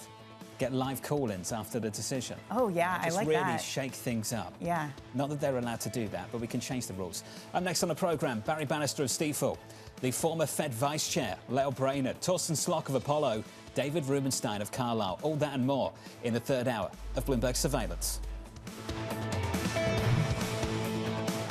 I think people are paying attention now to what we're doing in a way that wasn't happening 5 years ago. I think the convergence, not just of the hardware investments, but the AI investments in particular, have been the real watershed for us in helping people understand why we've always believed having these devices be wearable and having sensors and having context in the world around you has been so important. And it's like, oh yeah, of course, now that you realize there's going to be a potentially super intelligent assistant 운용계약서 that's 5개약 operating there. 운용할 You want it 거고요. to have for free 자금의 all the 운용하시는 자금에 context on what 맞게 you've heard, what you've seen, what you're doing, so it can help you the most out as you go about your day and try to accomplish what you're trying to accomplish.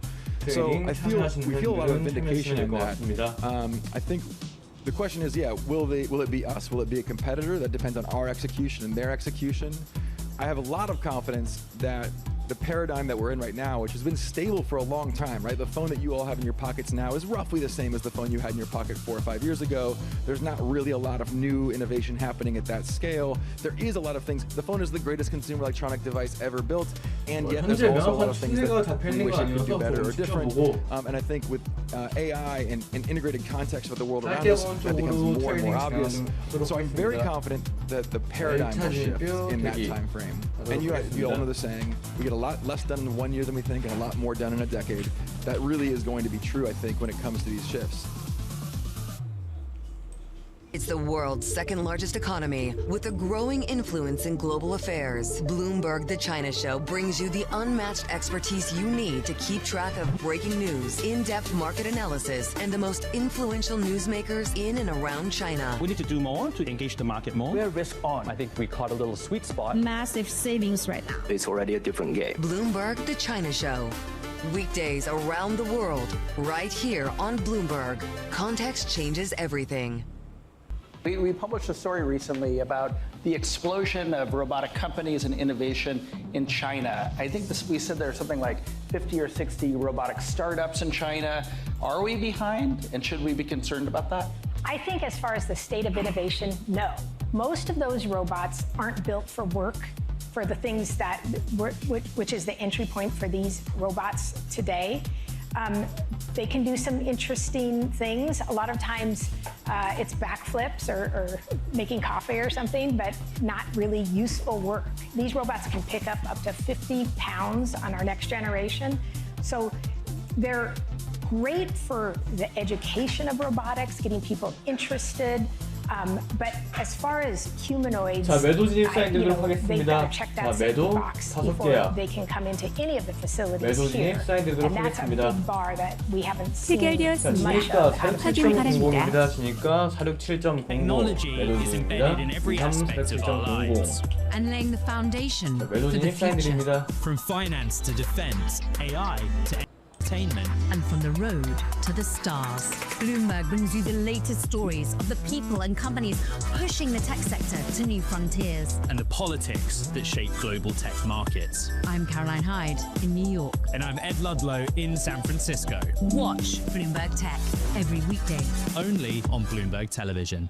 Bringing you up-to-the-minute economic news whenever and wherever it happens. I'm Francine Lacqua in Sintra, Portugal, and this is Bloomberg.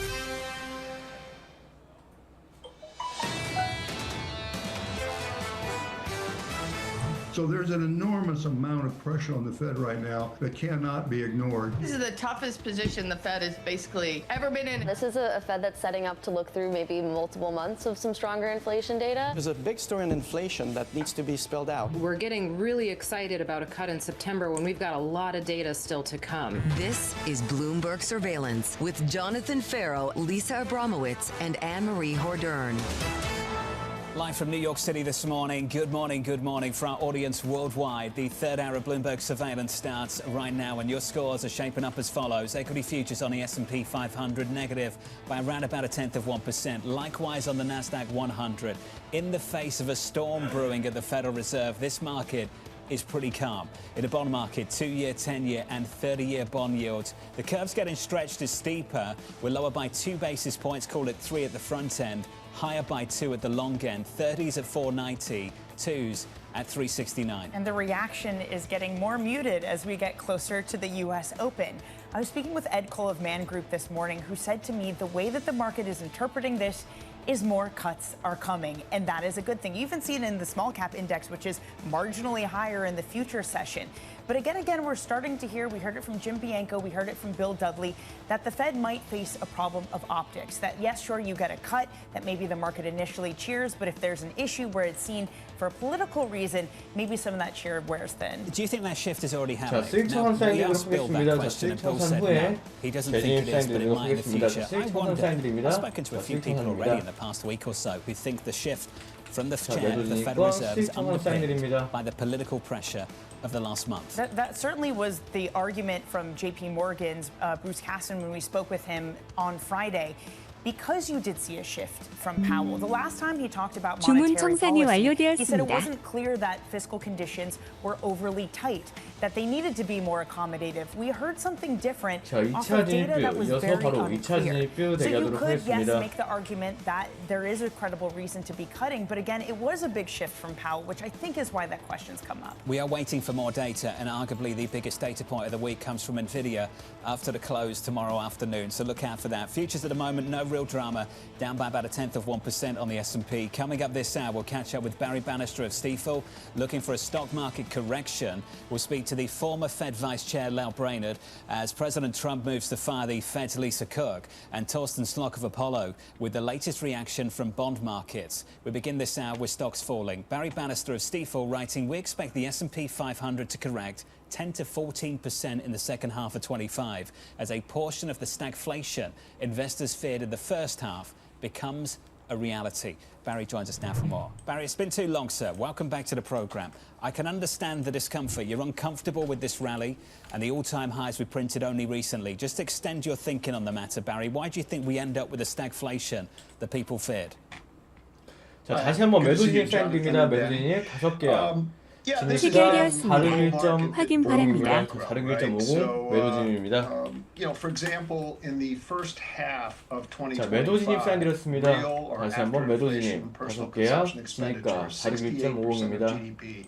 went negative on a year-over-year basis. That never happens without a recession. Has ever happened without a recession. So we're a bit taken aback by the thematic approach rather than viewing stock investing as buying companies. It seems to be more based on purely theme and hopes and dreams.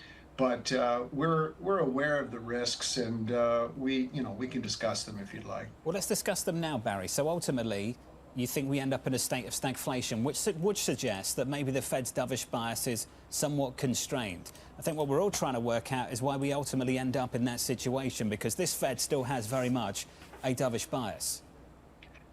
Yeah, it does have a dovish bias, but consider this. Using all available data, using the Fed rate that existed, as well as the core personal consumption expenditure deflator data for inflation, the real rate, the rate after inflation, the median since 1946 has averaged 80 basis points, 0.8. It's also in the modern Fed since Volcker collapsed inflation since 1985, it's been 0.85. So, answer me this. If we're going to have more than or around 3% core PCE right up until the Fed chair changeover in May of 26, then explain why the Fed should cut more than twice. Because at that point, they would be at about a 0.7, 0.8 real rate. So all this talk of neutral rates, that's a guess. But inflation, as measured by Bureau of Economic Analysis on the PCE, that is reality. And so I think the market's just a little bulled up on the Fed steepening the curve. Barry, that's the inflation side of things. But on the growth side of things, how do you look at growth slowing when you have the AI companies spending hundreds of billions of dollars every year on their data center and energy build-outs? Yeah, that's a good question, Danny. If you look at the actual expenditures, besides the fact that a lot of it is imported electronics, 짧게 끊어가도록 하겠습니다. 자, 수익 청산 후에 재진입 사인 드리겠습니다. 자, 수익 청산 사인 드립니다. 자, 수익 청산입니다. But on a year-over-year basis, it will follow the free cash flow of big tech, and it looks to us like it's going to actually, on a year-over-year basis, slow 주문 down. 청산이 The 완료되었습니다. market just operates on the change in the rate of growth. It's kind of a 자, 3차 진입뷰, 이어서 3차 진입뷰 대기하도록 하겠습니다. 3차 진입뷰 대기 So if we do 하도록 get that 하겠습니다. correction, Barry, that 10 to 14%, where can you hide out?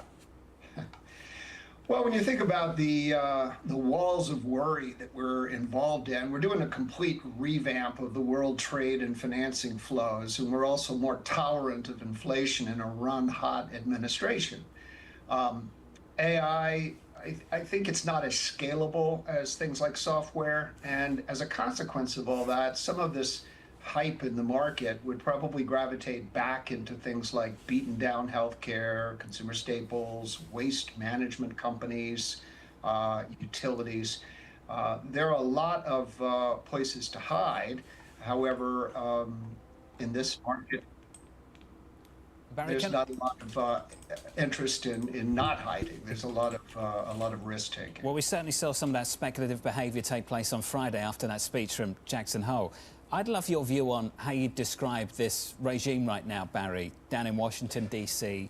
자, 이어서 바로 진입 사인 드리겠습니다. 자, 매수 5계약 진입 사인 드립니다. 진입가 4577.00입니다. 4577.00 매수 진입입니다. 매수 진입 사인 드렸습니다. 457.00입니다. 진입가 457.00. Look, it's not a knock on the administration at all, but there's a little bit of what I would just call an ego trip going on.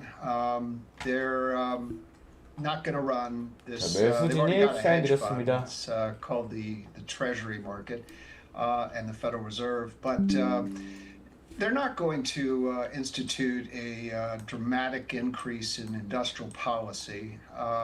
This was probably more of a one-off. I think there would be some resistance to the government being overly involved in stakes in running U.S. companies. Not a ton of resistance right now, at least. Barry, appreciate your time and your perspective on the market. Barry Bannister there of C4 looking for a 10 to 14% correction in the second half. His points are very valid. And I think to your point as well, and I've been engaging in the same kind of thinking on the matter, you've got the September issue for the Federal Reserve, park that. Then you've got the longer term issue for the Federal Reserve. Think about that a little bit more. If we are getting prints on inflation around 3%, it makes it very difficult to keep on cutting interest rates all the way up until Powell's end of term. 천천히 목표 수익권까지 계획 나가도록 and look, 하겠습니다. we've been talking about ad nauseum about the long end of the curve. What happens if you do get hot prints and they're cutting at the same time? That just exacerbates the problem that we're already undergoing. And again, it seems like the prints that we're about to get speak not to what will happen in September, because many people have said that it's a lock. It speaks to what happens after September, to your point, John. So the data is becoming increasingly important for that longer term outlook. Things have settled down. We have to point that out repeatedly, and there hasn't been much drama throughout this morning anyway. But as the US session takes over, bond yields at the very long end of the curve only up by a single basis point now. At the front end of that move sticks. So we're down by 3 basis points. Twos at the moment, 369, which is kind of around the post-payrolls low. The day after, I think the Monday after payrolls on a Friday was the low for the 2 years. So we're around those levels right now. I'd say it's cross markets, right? So much has happened, but volatility is gone. Bonds are trading in a really tight range. Equities are going nowhere fast, around all-time highs. It maybe speaks to the fragility of the moment, but what is the bar to see actual ruptures? It's not the president trying to fire a Federal Reserve governor. So what is the bar to actually see movement in both the equity stock and dollar this morning? 369 on twos at the front end of the curve with an update on stories elsewhere with your Bloomberg brief. Let's cross over to Yahara for more. Hey, Yahara. Hi, John. President Trump is moving to oust Fed Governor Lisa Cook over claims that she falsified mortgage documents. Cook responded saying that Trump has no authority to fire her and she won't step down. The move represents a significant escalation of the president's 수익 청산 battle 사인 against the 드립니다. Fed, 수익 which he 청산하도록 says is 하겠습니다. taking 현재 too long 진입권 수익 to lower 청산 사인 interest 드립니다. rates. 수익 청산 Meanwhile, 후에 Elon Musk is suing 재진입 Apple and 하도록 하겠습니다. OpenAI, accusing them of colluding to block rivals in the AI market. In a federal lawsuit, Musk's X and XAI claim Apple's integration of ChatGPT into iPhones gives it an unfair monopoly and deprives consumers of choice. OpenAI dismissed the case as harassment. And a new research report found that AI is making it 해당 시간대 harder for entry-level 거래량도 workers in the 좀 U.S. to 부족하고 find jobs in fields like software development and 박스권 customer 형성도 service. 배제할 Stanford 수 University 없고 researchers say they found that over the last 3 years, employment has dropped 13% for 방향성이 people 또 who are 어렵기 just 때문에 starting out 짧게 in 보고 fields 최대한 determined 짧게 to be 보고 the most 대응해 나가도록 exposed to 하겠습니다. AI. That's your Bloomberg Brief. John? Yeah, Harry, thank you. Thanks for the update. Up next on the program, the morning calls. Plus, we'll catch up with the former Fed Vice Chair, Leo Brainerd, as President Trump looks to fire Fed Governor Lisa Cook. From New York City, this is Bloomberg.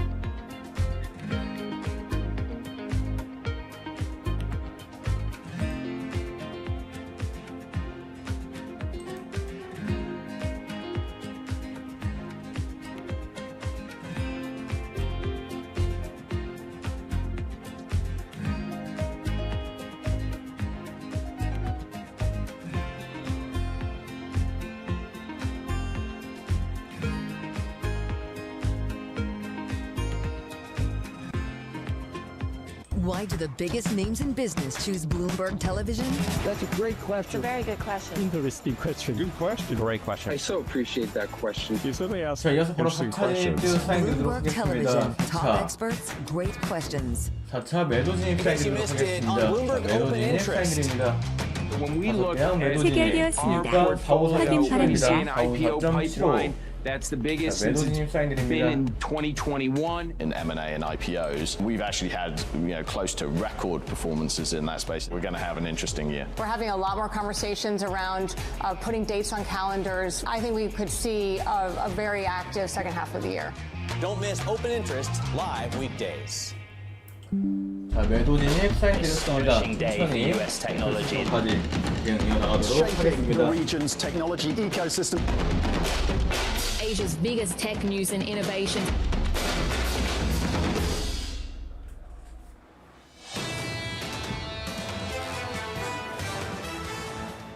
This is a real assault on the Federal Reserve's independence. I'm sort of surprised that the markets are so relaxed about this. Now, maybe that's because we don't know where this is going to go. We don't know whether Lisa Cook is going to be able to stay in office. It certainly looks like the bar to getting her out is quite high. There's no precedence for this. So we don't really know what the law is until the courts actually rule on it. That was the former New York Fed President Bill Dudley, and this market still looks pretty relaxed in the face of what's taking place down in Washington. Equity futures down by 0.1% on the S&P, and the Nasdaq were down by 0.2. That's the price action. Let's get you some morning calls. First up, Morgan Stanley lowering its price target on Lululemon to 223, expecting the company to lower fiscal year EPS guidance on higher tariffs. Your second call from Bank of America lowering its price target on Salesforce to 325, expecting inline 2Q results that are not likely to be a catalyst for the stock. And finally, Truist upgrading AMD to buy, noting customers were testing its technology as a price check to NVIDIA. The stock is up by 2.3%. Let's turn back to the Federal Reserve. President Trump's efforts to oust Fed Governor Lisa Cook intensifying concerns over the central bank's independence. With the latest and a special guest, here's Anne-Marie. Hi, Anne-Marie. Good morning, John. I'm joined now by someone who intimately understands the Fed, was there for 10 years, and most recently was the Fed vice chair under Jay Powell, who is still now the chair, and that's, of course, Leo Brainerd. Leo, thank you so much for joining us this morning.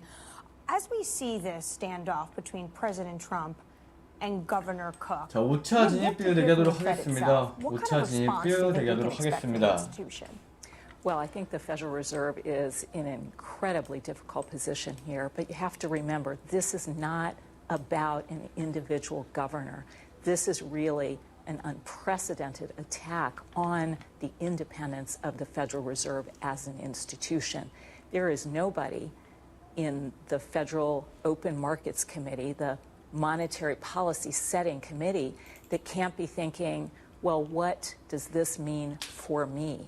And so any member of the board, presumably, is going to worry that they too could be subject to this kind of political pressure. And that fundamentally undermines the institutional independence of the Fed, which means higher inflation potentially, less credibility, even higher long-term interest rates, bad for the economy.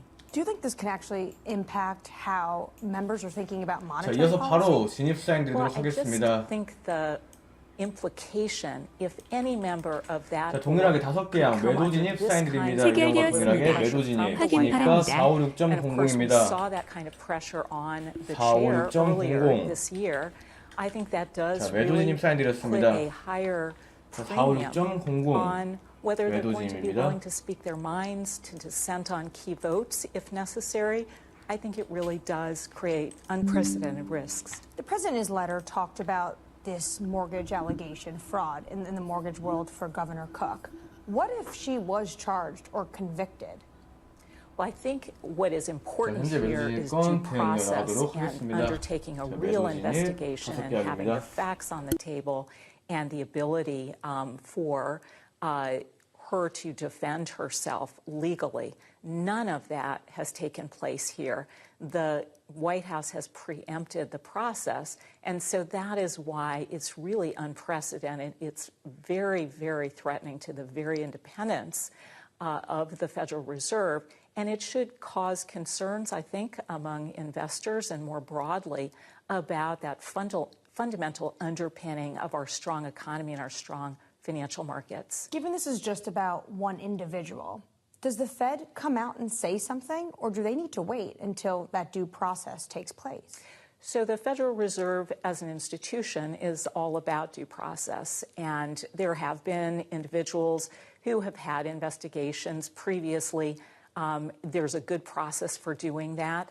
That's not what's taking place here. This is really about trying to overturn the majority of the Board of Governors long before any of these governors' terms are up by threatening them with these kinds of investigations and firing without real due process and cause.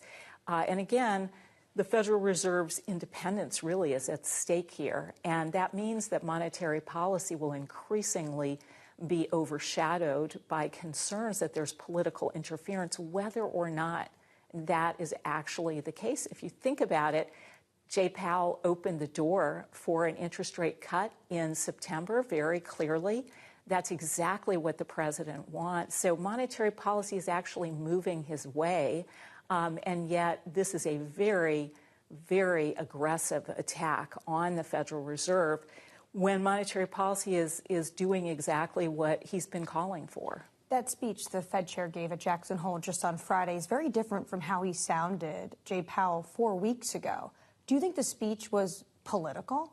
Well, I think that the chair was very careful in laying out that the balance of risks had shifted.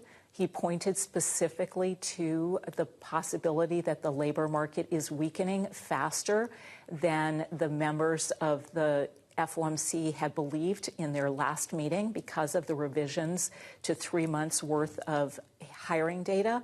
And so he laid out a very, I think, strong case based on data and the facts why they were now potentially going to be more attentive to that labor market weakening, while acknowledging that inflation is still likely to go up because of the very high tariffs that have been put in place.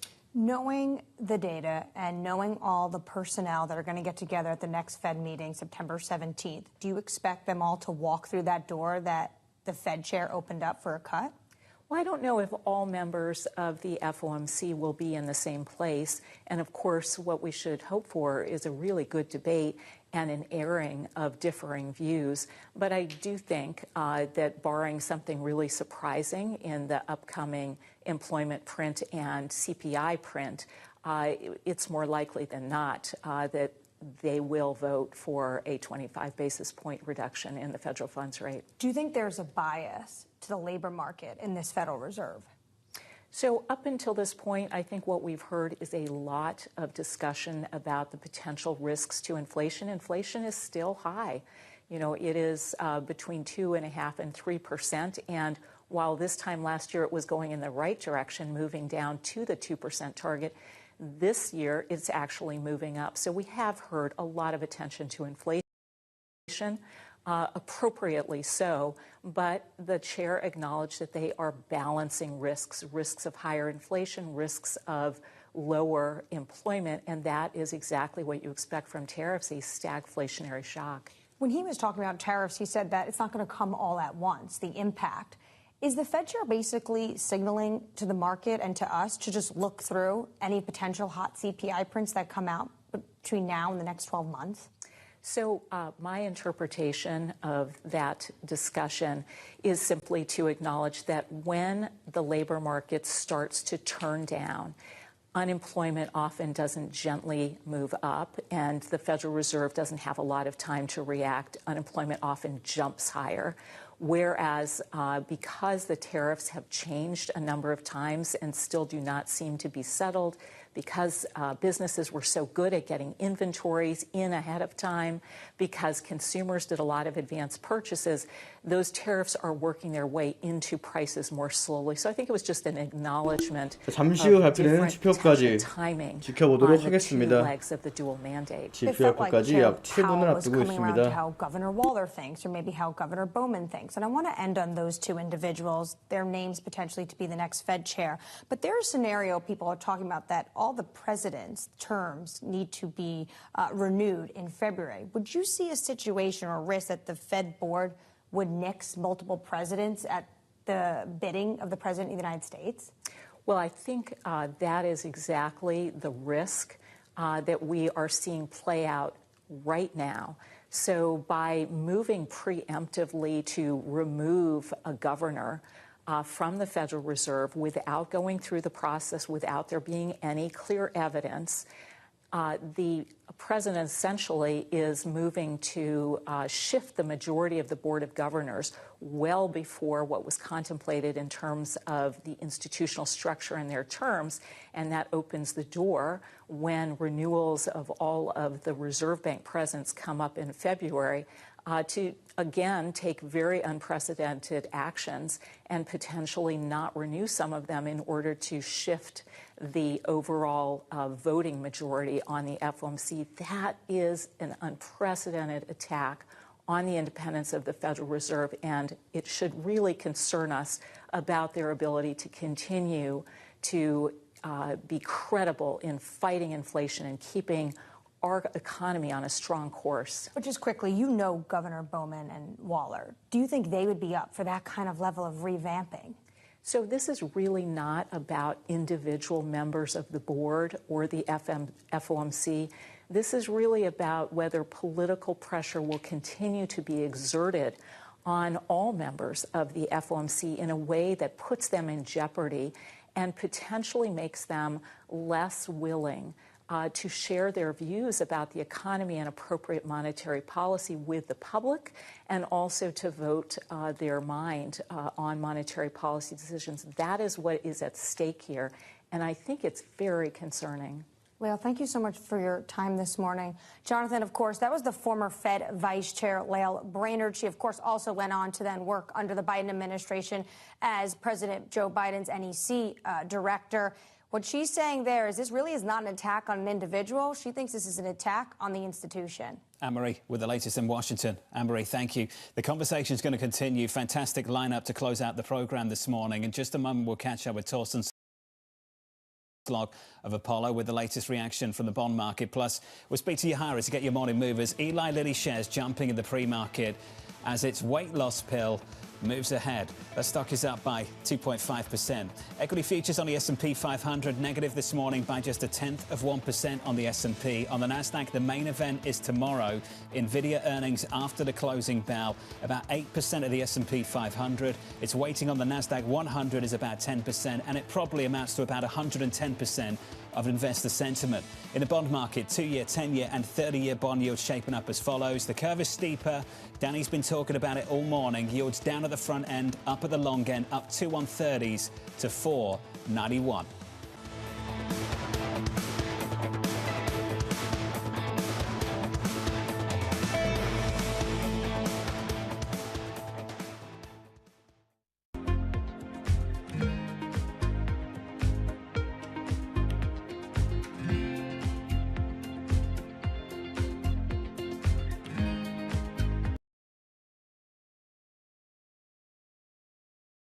잠시 후 3분 뒤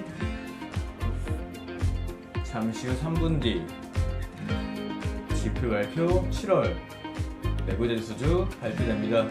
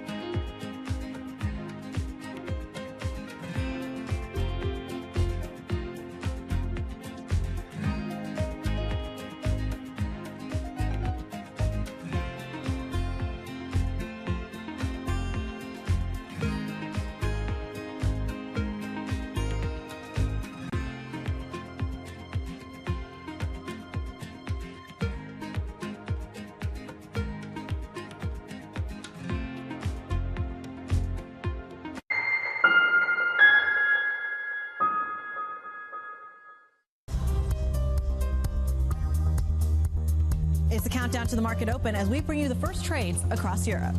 We'll debate the most important stories and what will drive the big investment decisions throughout the morning. I'm Guy Johnson.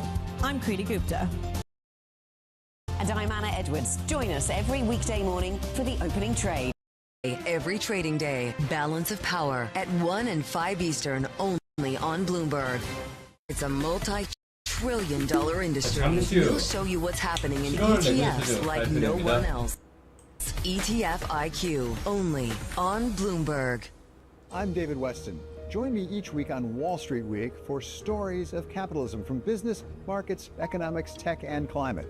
We go on the road for a look at what lies behind the headlines of today and what will likely be the headlines tomorrow. We need more transparency. Oil and gas is still important. They said every citizen should be investing in the market. Accelerate progress in all fields of science. Watch Wall Street Week right here on Bloomberg. More than what you need to know, it's what you need to think about.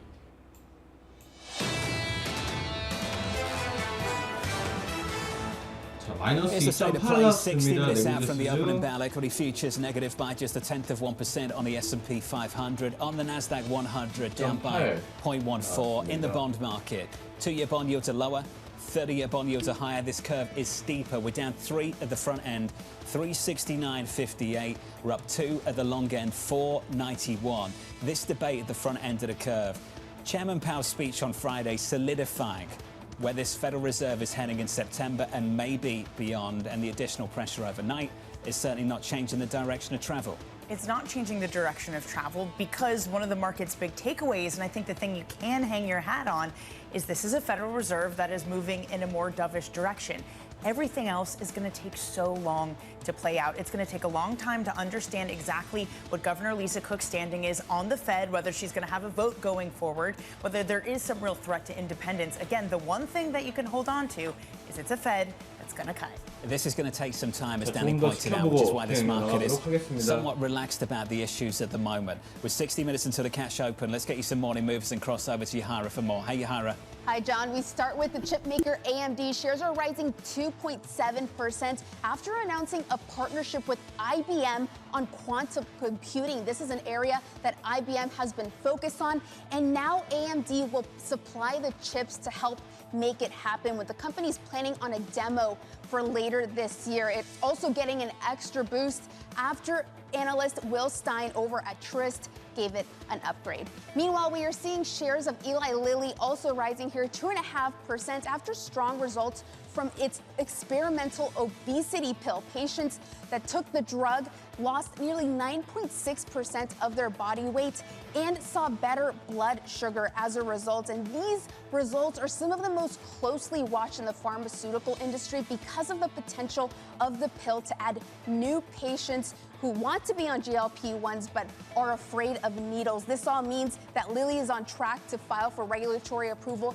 this year and that we could see these on pharmacy shelves by next year. And the deals keep rolling. This time it involves this company, Olaplex.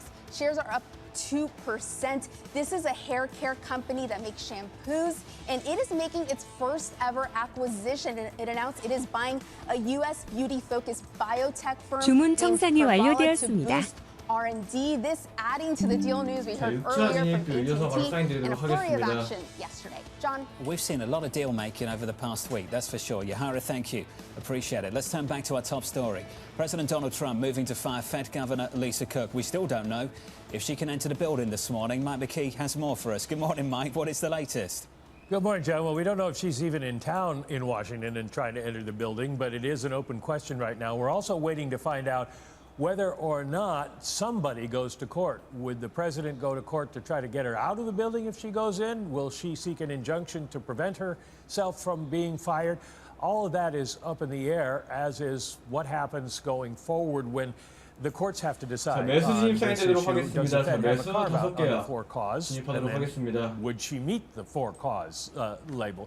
So there's a lot of questions out there right now. At the same time, you've also got the Fed on track to cut rates. People keeping an eye on that. And that, in theory, would not change one way or another with Lisa Cook in or out. And she would probably vote with the chair, who suggested it may be time to cut rates. We just had durable goods orders come in reasonably strong, down 2.8%, but that was largely a drop in Boeing aircraft orders, 32% drop there. Most other categories up, and the core capital goods orders, non-defense were up fairly strong, 1.1%. So there's still some strength in the economy. The Fed's going to have to figure out if that's enough to prevent a rate cut on September 17th. Yeah, Mike, if we don't get a rate cut on September 17th, I imagine fireworks, not the right kind, taking place down in Washington, D.C. Before we get to all of that, Mike, in the last hour, we spoke to the former New York Fed president, a man you and I both know well, Bill Dudley. Bill was surprised with how relaxed the market is this morning. Mike, I'd love your impression of things, your reaction to the lack of market reaction. Well, we're all surprised by that a little bit, but I think really what's going on is that the markets aren't thinking that Trump can get away with it right now, and that they are concentrating on the idea that the Fed is going to cut rates. And so they're getting what they want going forward. Now, the yield curve has steepened, as Danny's been talking about, and that is a sign that at least the bond side, the fixed income side, is concerned about what could happen here. Mike McKee with the latest. Mike, thank you, sir. Joining us around the table, Torsten Slock of Apollo. Torsten, good morning. Morning. Your reaction to this one? Well, obviously, the market reaction here is a little bit surprising in the sense that the stock market is basically now unchanged, at least before we open. But what you're seeing in the long end is certainly somewhat worrisome. The yield curve is steepening, telling you that the market is expecting that rate cuts are coming, because this seems to be at least more likely given recent discussions, including Jay Powell on Friday, but also that the long end has moved higher. Is obviously equivalent to beginning to think about that maybe there is a risk that inflation is going to be a problem for a longer period than what people thought just a few days ago. The conclusion from a broader perspective is obviously a discussion around, well, maybe we should just begin to think about when we say rates are higher for longer, that maybe it's long rates that will be higher for longer, not only for fiscal reasons, but also now because of this emerging debate, not only because of what Powell said last Friday in Jackson Hole about the framework, but also about this issue now about, well, what would the composition of the FOMC look like? Are they going to allow essentially the inflation target to be higher than what it has been just for the last several years? Torsten, really zeroing in on the shape of the yield curve, though, and talking about duration getting hit, it is the 30-year yield. It's a 10-year yield which hasn't moved as much, and you'd expect if the issue is more persistent inflation, the 10-year yield also would be moving higher. 10's 30s curve is the steepest since 2021. Why is the 30-year yield specifically acting as the release valve? Well, there's just more sensitivity in the form of duration in the very long end. So 10-year rates, of course, are not down as much as 2-year rates are. So really it is the whole yield curve that is just steeper. And you're right, the 10-year rate basically being only down a little bit here as we speak is certainly also telling us that it really is the very long duration exposure. Those with very long duration exposure relative to matching their long duration liabilities, they are the ones that are reacting to this, mainly worrying about that 30-year is where most of the action has been. But you're right, it is a little bit peculiar. We look at it here and say, well, why are 30s moving so much more than 10s? But I think it is just a reflection of the whole yield curve steepening here that is going to take some time now to digest. And as Mike also was just saying, well, what exactly will be the scenario we have now ahead of us? Is this going to change the composition of the FOMC, or what will the FOMC then look like, especially when we come to the other side of February next year? So is it your assumption if we get more doves appointed to the FOMC, more people who are maybe willing to listen to the arguments of the White House, that it's the inflation target that changes, that that's the main mechanism? I absolutely think that we should all think of this as essentially a change in the inflation target. We have now for 30, 40 years been used to the inflation target is 2%. If I own treasuries, my fixed income portfolio will be eroded by 2% every year. And if inflation now is allowed to be higher for longer, and if Jay Powell now last Friday said that the change in framework away from flexible average inflation targeting also will allow inflation to be higher for longer, that means that bond investors should begin to think about that it is simply the same as saying that the inflation target will also be higher. Not necessarily significantly higher than 2, but even if you go up to 2.5 and 3, over time, that's a fairly significant erosion for fixed income investors, especially in public markets. Torsten, these are really important, critical, serious points. But this has happened independent of the pressure on central bank independence. The whole point of central bank independence is to make the tough decisions, divorced from the political cycle, to make sure that you hit your 2% target. So what is the excuse for Chairman Powell and the Federal Reserve to miss this target for so many years? Well, the issue, of course, at the moment is that normally the dual mandate, meaning inflation and unemployment, normally points in the same direction. If you have a strong economy, the unemployment rate goes down, inflation goes up, and you should hike rates. If you have a weak economy, the opposite happens. Of course, inflation goes down and growth goes down. Of course, you should be cutting rates. Now there is this tension in the dual mandate, and that is what brings this discussion to the table. Namely that now the dual mandate is pulling in different directions. Inflation is saying the Fed should be hiking. And if we have upward momentum, if I look at ECFC go on my Bloomberg screen, the consensus expects inflation for the next 12 months to be 3% for the next 4 quarters. That's a very high level of inflation when the target is 2. That says that the Fed should even consider hiking rates. But at the same time, Powell very clearly last Friday said, no, we're now going to put much more weight on the slowdown in the labor market. And with the anchoring in the long-term inflation expectations, that could be the excuse and the reason, the small door out of saying, well, maybe we don't need to worry so much about inflation. Maybe we can focus more on the labor market. So the answer to your question is, it's because of the tension in the dual mandate, that one part of the dual mandate says they should be hiking and the other part says it should be cutting. And that's what brings this discussion to the table at the moment about what exactly is the best decision. As you know, the way they're addressing that at the moment is to say, essentially, and this is coming from the Fed chair, Governor Waller shares this view, the labour market's not sufficiently tight enough to worry about second-round effects. That this inflation story will ultimately be, they won't say it, but they're basically spelling it out, transitory. Would you push back against that? Well, the risk is that we don't know if that's the case. Beth Hammack at the Cleveland Fed has been pointing out that companies in her district are beginning to raise prices, even those that are not impacted by tariffs. So the risk is also in services inflation. Services makes up 2/3 of GDP, and the ISM prices paid in services has really started going up. And that suggests that even, and Austin Goldsby was also pointing to this, that even the service part of the CPI index could begin to show some upward pressure. So we just don't quite know if we're out of the woods on the inflation front. So that's also why inflation swaps in 12 months' time are pricing that inflation will be in 1 year's time 3.4%. That is dramatically higher than the Fed's 2% target. And that is the fear, of course, that some people in the market have, namely that maybe inflation is going to be not only transitorily higher, but maybe there is a risk that it could be more permanently higher, in the sense that we will have inflation higher for longer. And that's, of course, the risk that we could have a policy mistake here by focusing too much on the labour market. Well, let's talk about how policy might evolve. There's 3 time frames to think about here. Danny talked about 2 of them a little bit earlier. There's September, then everything else. But there's September, everything else, and then there's life after Powell from May onwards. And I just wonder whether you think perhaps we're getting ahead of ourselves here, that beyond September, there's still a lot to play for. I do think that it's a good idea to take a deep breath and go for a long walk in a green park and say, you know what? Touch grass. There's a lot of things going on at the moment, which of course are somewhat unusual, including of course the topic of the day. But let's see what the data is telling us. We have a lot of data points before we get even to the December meeting. So the market is currently only pricing a cut here in September and December. But getting into next year, the economy could be in a very different place. We could either have a scenario where inflation is a lot higher and we have a whole different discussion, but it could also be a scenario where we have growth slow down that's a lot weaker, and therefore the Fed will be cutting a lot more. So let's take the data as it comes in and watch exactly how it plays out relative to the dual mandate for the Fed. Bill Dudley talked about the same thing. If you're in the threes going into 2026, this gets harder and harder to cut. It does get a lot harder, but I think it's going to be really instructive on Thursday. Governor Waller is going to be giving a full-fledged monetary policy and economy speech. Considering Powell's come around to his camp and he's up for the Fed chair, I think that's really also going to determine maybe that medium-term plus longer-term trajectory of the Fed. And then Powell can take notes and basically use the same notes in the news conference, which is basically what the speech was on Friday. Anyway, less of my snark. I want to finish on with you, where you think this is ultimately heading here.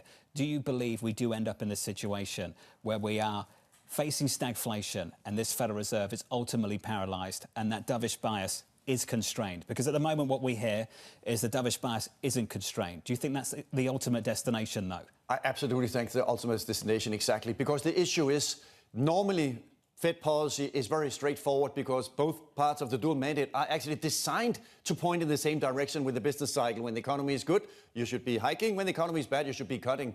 But now, because of this stagflationary impulse coming not only from tariffs, but also coming from immigration restrictions and deportations, lowering labor supply and putting upward pressure on wages in the sectors where unauthorized immigrants are working, namely agriculture, construction, hotels and restaurants, that stagflationary impulse is creating this very complex situation for the Fed, where it becomes a matter of, do you like apples, do you like oranges as the Fed chair or as the FOMC? Do you like inflation or do you like the slowdown in growth? And where do you put your weight? And that does indeed depend a lot on what is the composition of the committee. Torsten, good to see you, as always. Good to talk to you all morning, as always. Torsten Slok there of Apollo, breaking down the latest situation. Breaking down the market right now. Futures just a little bit softer. Bond yield at the long end just a little bit higher. With an update on stories elsewhere with your Bloomberg Brief, here's Yahira. Hey, Yahira. Hi, John. Wildfires in California and Oregon prompting thousands of evacuations. In Oregon, the flat fire is just about 5% contained. Meanwhile, the Picket fire in Northern California is 15% contained and has so far spared wine vineyards in the area. But it has burned nearly 7,000 acres since it started last week. Meanwhile, shares of EchoStar are soaring more than 70% after AT&T agreed to purchase certain wireless spectrum licenses for approximately $23 billion. The two have also agreed to enhance their long-term wholesale network services agreement, enabling EchoStar to operate as a hybrid mobile network operator, providing wireless service under the Boost mobile brand. And in sports, top-ranked players continue to dominate in the first round of the U.S. Open, with Carlos Alcaraz and Francis Tiafoe both winning in straight sets. World number one Jannik Sinner takes the court later today. For the women's tournament, American Madison Keys fell in the first round, and top-ranked American Coco Gauff plays later this evening. That's your Bloomberg Brief. John? Alcaraz looks like a UFC fighter now. New haircut, you seen that? Shaved head, buzz cut? I thought you were saying because sometimes when he practices without his top. It looks really buff, he looks shredded as well. Yeah. But now with the shaved head, we're sort of like taking an extra step. Anyway, good luck to him later on. Up next on the programme, we'll set you up for the day ahead. Plus, David Rubenstein of the Carlyle Group as President Trump moves to fire the Fed's Lisa Cook.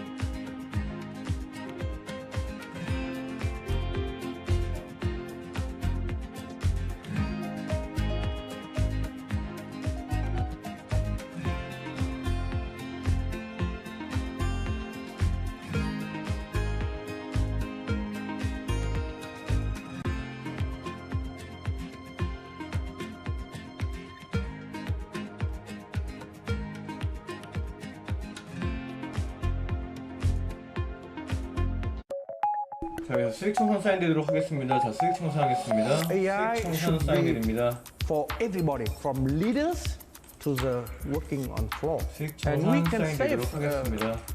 90% of time, 50% of workforce. AI is core in centers of change. And therefore, we invest heavily to AI.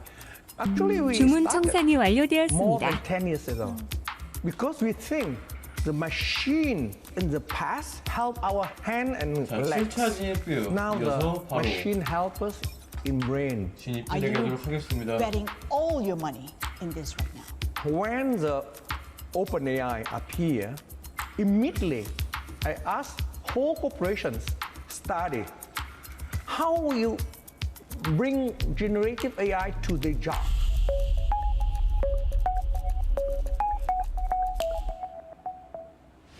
Tune in to Bloomberg Business Week Daily. We got to talk crypto. From the magazine that helps global leaders stay ahead. What's the conversation around your company? Bringing you insight on the people, companies, and trends shaping today's complex economy. Planning very big things. A new level of premium. Plus global business, finance, and tech news as it happens. The floodgates of innovation are going to open up. You can't fake passion. You either are or you aren't. Bloomberg Business Week Daily. Only 자, on 진입 사인 바로 Bloomberg. 드리도록 하겠습니다. 자, 매도 진입 사인 드리도록 하겠습니다. Making money 자, 매도 isn't about 진입 drowning in emotions. 사인 It's 드립니다. about understanding what's actually happening. Markets are the best way to gain signal 체결되었습니다. from noise, 주가 and that's what we 바랍니다. do every morning. This is Bloomberg 매도 surveillance. 진입입니다. U.S. jobs numbers are released. Bloomberg has the report under surveillance with crucial data and expert analysis at terminal speed. Nobody covers Jobs Day like Bloomberg.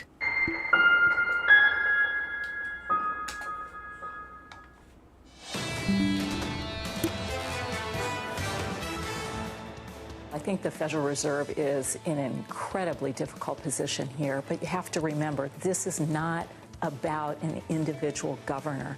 This is really an unprecedented attack on the independence of the Federal Reserve as an institution, which means higher inflation potentially, less credibility, even higher long-term interest rates, bad for the economy.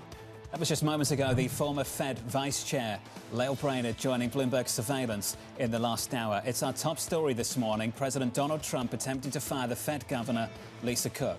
Joining us now to discuss, David Rubenstein of the Carlyle Group. David, welcome to the programme, sir. Welcome back, I should say. What a moment for Washington, D.C. This president is not scared to intervene, whether it's taking an equity stake in Intel or attempting to fire a sitting Fed governor. David, you've seen it all in your time in Washington and on Wall Street. How would you describe this moment in the nation's capital?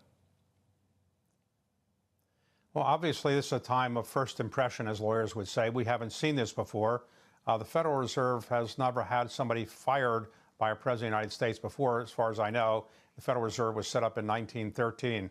So this is a very difficult situation. We don't know what the outcome will be. Lisa Cook has said she's hired a lawyer, a well-known lawyer in Washington, D.C., and she's presumably going to fight this, so it will probably be resolved in the courts. David, it's a market that's little reacting to that. Maybe some in yields, little in equity. You've worked with countless companies over your career. When there's this level of uncertainty in Washington, D.C., be it tariffs, be it D.C., as John was saying, be more active in taking stakes in companies, what is the playbook? Well, obviously, markets like certainty. They don't like unpredictability. But many of the things that President Trump has been doing are things he said he would do, and many of these things are relatively predictable in the sense that he said he wants to make changes in the Federal Reserve. So I think the markets are not as upset about it as if some other president were doing it, and I think the markets will absorb it. We don't know how this is going to get resolved, but clearly what's going on is an effort to lower interest rates on the part of the president, and he believes strongly that that's a desirable outcome, and he's told that to Jay Powell. And I suspect we'll be seeing a lowering of interest rates at the next Fed board meeting. Jay Powell more or less telegraphed that when he was out west recently at the Federal Reserve meeting out west. So I think that the markets are anticipating a 25 basis point cut. Jay Powell is pretty good about telegraphing what he's going to do and then following through on it. So I would be surprised if we don't get a 25 basis point cut, and very surprised if we get a much bigger cut. Fair enough, David. I mean, what is overall your read on both the threat of credibility of this institution and the independence of this institution. How fragile or not is it? Well, the Federal Reserve is one of the most respected institutions in Washington. I'd say that perhaps the two most respected institutions overall in Washington might be the Supreme Court over many, many years and the Federal Reserve since 1913. And I think that both institutions have their challenges from time to time, but I think that their strength and their reputation over a period of time will stand them in good stead. So I don't think the Federal Reserve is going to fall apart over this. The Federal Reserve is very important. Its independence is very important. But I think in the end, this will probably get resolved in some type of settlement or some type of out-of-court process. So I don't think it's going to be a big surprise how this gets resolved. And I think in the end, when the president makes a decision about who the new Fed chair is going to be, I think the markets will be relieved to see who he's picking. And I suspect he will make some announcement in the not-too-distant future. And that person presumably will lower interest rates, as the president has indicated he wants the next Fed chair to do. And David, the list of candidates is very credible so far, at least. Attitudes towards markets don't seem to have shifted too much. Stocks are very close to all-time highs.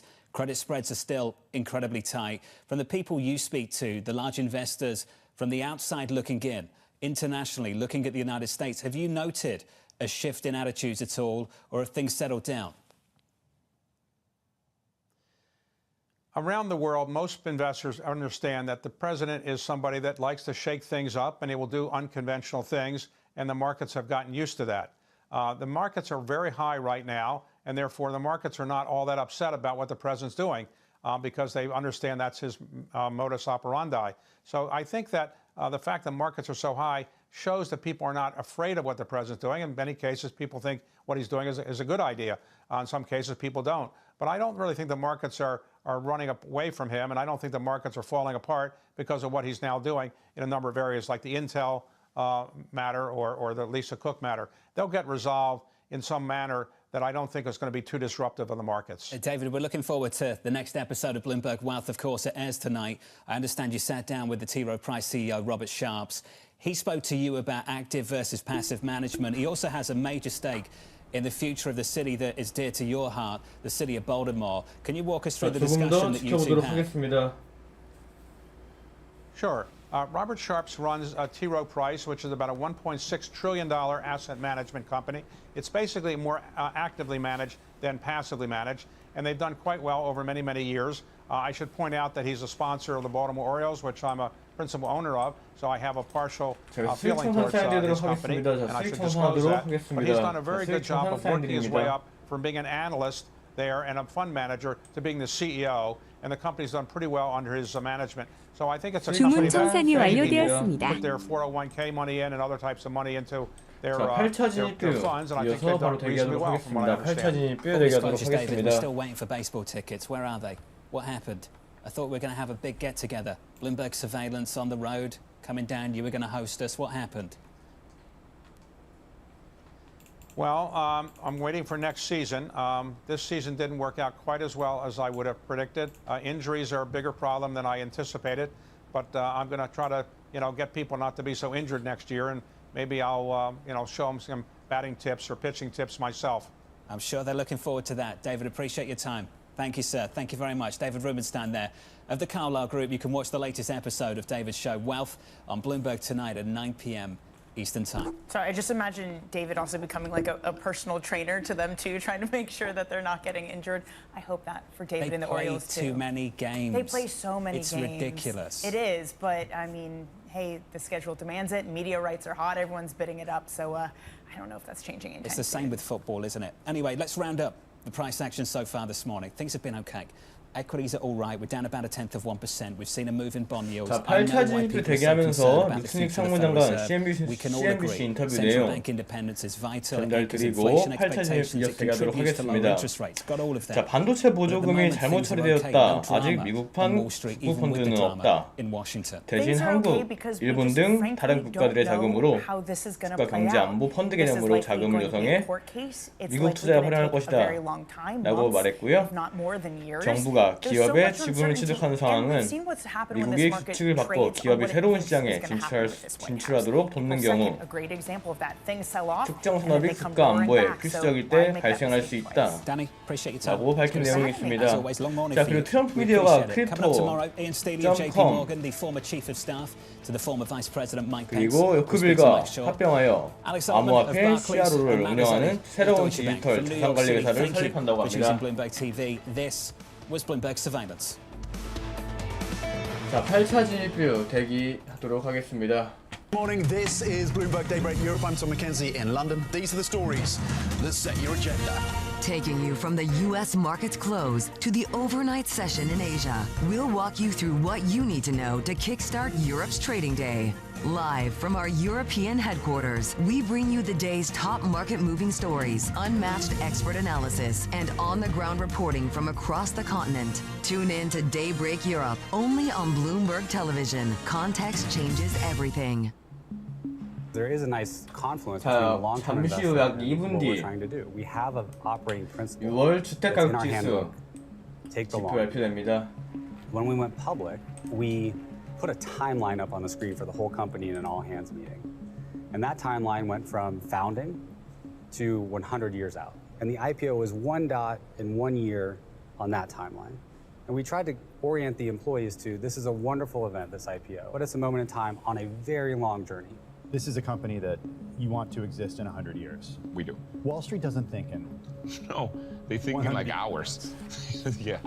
And what I've learned of Wall Street, and particularly Wall Street investors, when they say they are long-term investors, that means they'll keep your stock for like a 자, month. 진입사인 드리도록 하겠습니다. 자, 매도 진입 하도록 하겠습니다. 자, 매도 진입 진입가 48.00입니다. 자, 48.00 매도 진입입니다. I felt so bad about it that I don't think I'll do it again. 자, 매도 진입 사인 드립니다. 48.00. We were 매도 not 진입 going to 5개약입니다. beat the quarter. We were gonna probably just hit it, and so far we beat every quarter. So we were all like, wait, what? Our perfect record. We're like a 4.0 student that is gonna get a B for the first time. This is not good. And I decided that for a short period of time, at the end of a lesson in our app, we would show 2 ads instead of 1. Turns out that by itself was good enough to beat the quarter, but it's bad for the product. It's not good. After that, I never doing that again. I'm Alex Rodriguez. And I'm Jason Kelly. And we're back with more episodes of our show, The Deal.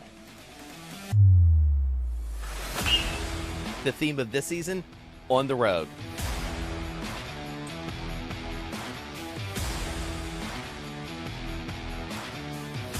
We're bringing you more behind-the-scenes conversations with the biggest names in sports, business, and culture, like Melody Hobson. I started to study women's sports like an 11-year-old studies baseball statistics, and I got dangerous in seeing up arrows. Susie Wolf. When you're competing, you're not thinking about any fear or any worries of what could happen. Josh Harris. You can't do a good deal with a bad person. Jay Batt. At the end of the day, there's never been a better time to be a student athlete. And more. Stay tuned.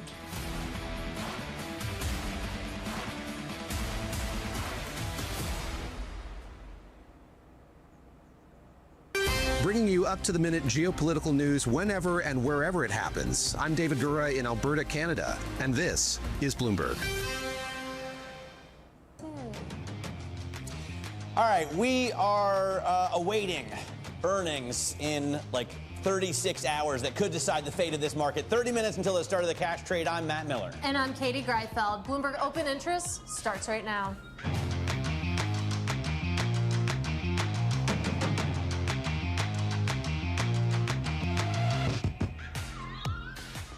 Coming up, a dramatic escalation. The president moves to fire Fed Governor Lisa Cook, but she refuses to resign, setting up a legal battle. Meanwhile, on the trade front, President Trump threatens fresh tariffs and export controls in retaliation against digital taxes on American tech companies. And in corporate news, AT&T shakes up the telecom industry with a deal that may help it stay afloat and fend off any regulatory concerns. Did I mention it's a $23 billion deal? I'm about to say that again, so let's talk about it. AT&T will buy spectrum licenses from EchoStar for $23 billion in cash. This should add to coverage in more than 400 markets across the United States. You take a look at the share reaction right now. EchoStar, as you might imagine, up about 82% pre-market, absolutely soaring. AT&T as well, even with that $23 billion price tag, you can see shares up about 0.5%. So investors feeling pretty good about this.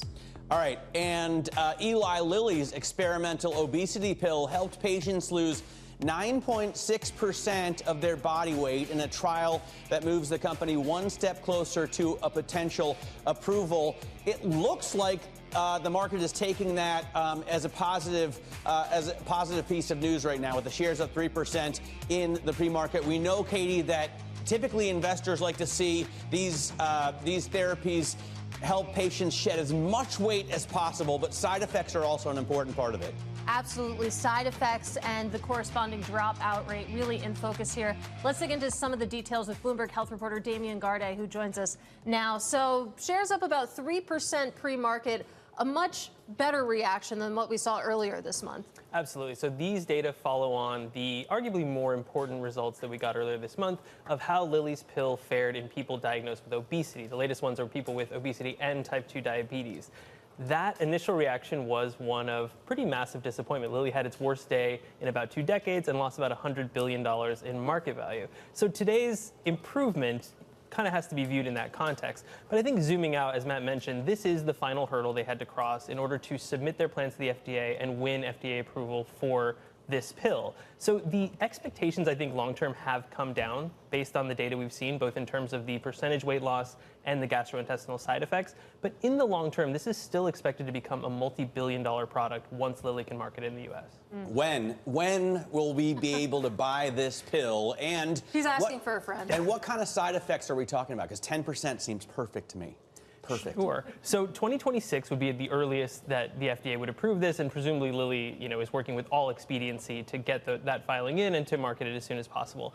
The side effects are relatively high. We're talking about, these are somewhat uncomfortable topics for morning television, but diarrhea, nausea, gastrointestinal issues. These are similar to those that we've seen in other medicines in this class, like Wegovy, Ozempic, Lilly's other medicine, Zepbound. So not milder. Not better than those. No, not at least according to the clinical data we've seen. It's a little on par with some side effects. It might be a little higher than you might get from Wegovy or Ozempic. The allure of this medicine really is the fact that it is a once daily oral pill. It's a small molecule. It's much easier to take than the weekly injections, or easier may be a stretch. More convenient, and I think there are people who would prefer a daily pill to a weekly injection. I mean, I'd take the shot if it meant fewer side effects, right? Am I editorializing a little too much here? You might be. You might be. It's turning into the Matt Miller. Damian, great to get the facts on this. Really appreciate it, and interesting to see the market reaction, because typically, if it's less than double-digit percentages, you'd expect the market to sell this stock, but it's up, again, 3% in the pre-market. We mentioned AT&T's plan to buy $23 billion worth of spectrum licenses from EchoStar, adding to coverage in virtually every U.S. market. Bloomberg Tech co-host Caroline Hyde joins us with this. For me, as a former telecoms reporter, pretty exciting. Katie, her eyes are like glazing over at the idea of buying spectrum. But I play an interested person on TV. And you care because you want to be able to call your family and friends whenever you want with 5G, with whatever's going in terms of the actual broadband going into your home. And for that, you need spectrum. You need to buy it. And this is why AT&T is wanting to improve its coverage around the United States. EchoStar, more importantly, has basically been pushed to sell off its spectrum. It wasn't doing enough with the spectrum that it had already bought. And Brendan Carr, who's over at the FCC, was getting more and more frustrated by this. In fact, we had to see the chairman of EchoStar go in to meet Trump and talk about all of this. They were potentially going to file for bankruptcy. They were missing bond payments. Then they've really been cajoled into selling this off. So they're getting a nice chunk of change. They're also still able to offer mobile offerings with a partnership with AT&T, and AT&T is able to continue to build up the infrastructure play in the United States. This is actually important if you think about the amount of ultimate access we're going to need to data if we're all going to keep using ChatGPT in the way that we are. So this is about U.S. infrastructure at the end of the day.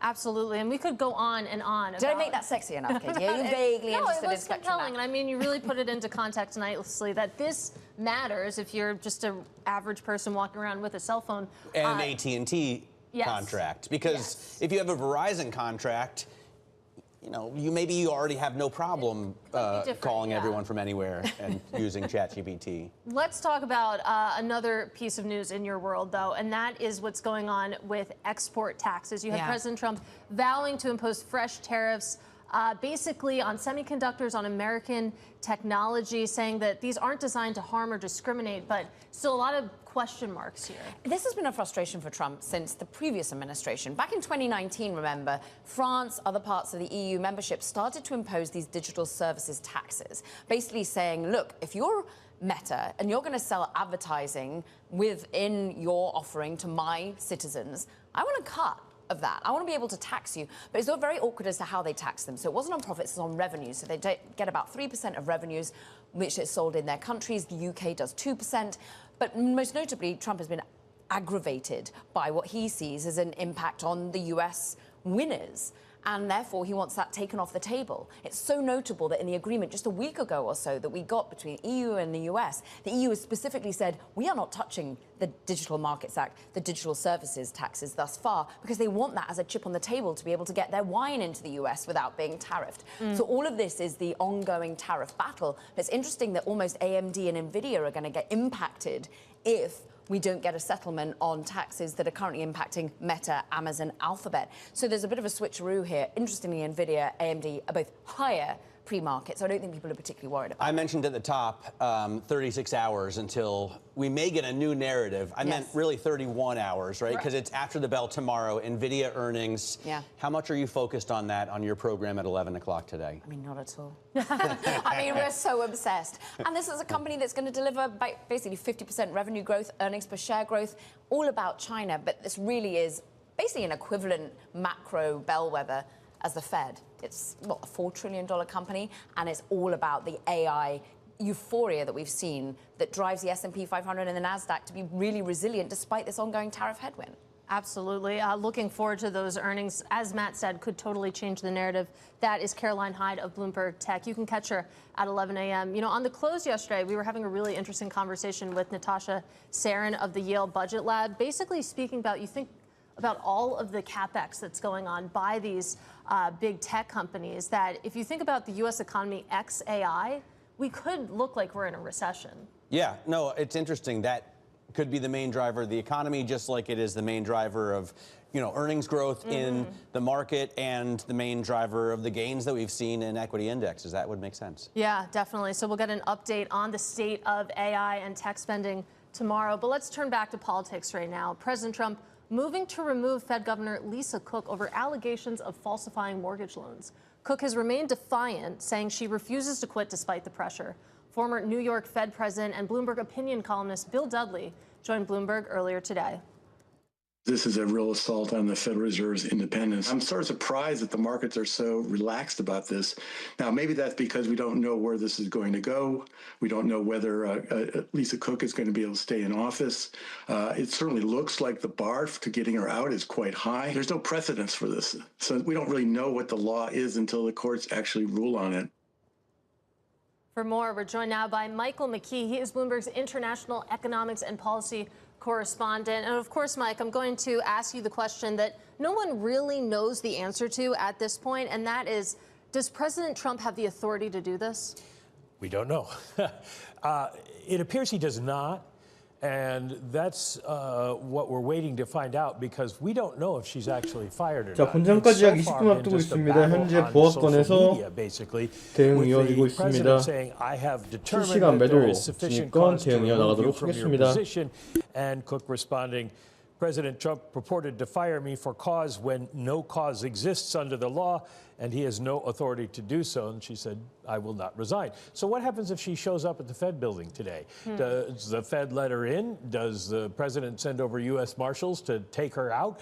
We don't know. That all has to play out yet. So there are a bunch of questions still to be determined. The first one is she actually fired? And then what does for cause mean? The president can only fire somebody for cause, but what she is alleged to have done, and there's no proof yet, that it took place before she was on the board, and courts have generally held that it has to be malfeasance in office or ignoring what your responsibilities are while you're in office. What can the Fed do or say? They don't have the details either, so they can't really come to her defense or push her out the door, they have to wait for the evidence process to work its way out. And then how much of an economic threat is this? That's the thing that Bill Dudley was surprised that the markets haven't picked up on yet, because it could mean higher inflation if the Fed is pushed by a replacement to lower rates. It doesn't seem like that serious an allegation. Writing one mistruth on a mortgage application coming from a president who's been criminally convicted of 34 counts of falsifying business records, right? So it seems like he just wants to push her off the Fed so that he can get somebody who is more in line with his take on interest rates in that seat. And I wonder why the bond market isn't, in that case, reacting more strongly in any part of the curve right now. I mean, it would seem like that should erode confidence in our institutions, in the Fed specifically, and it doesn't look like the bond market really cares. My guess is that at this point, because these questions are unanswered, the bond market is betting that Trump won't get away with it.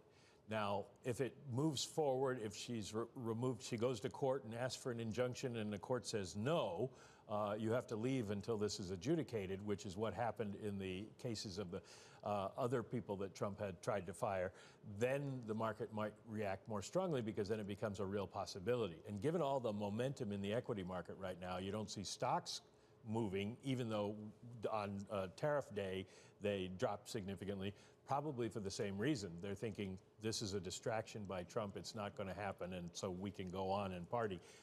And again, if something does come through that suggests Trump is taking over the Fed, that would be a lot more concerning.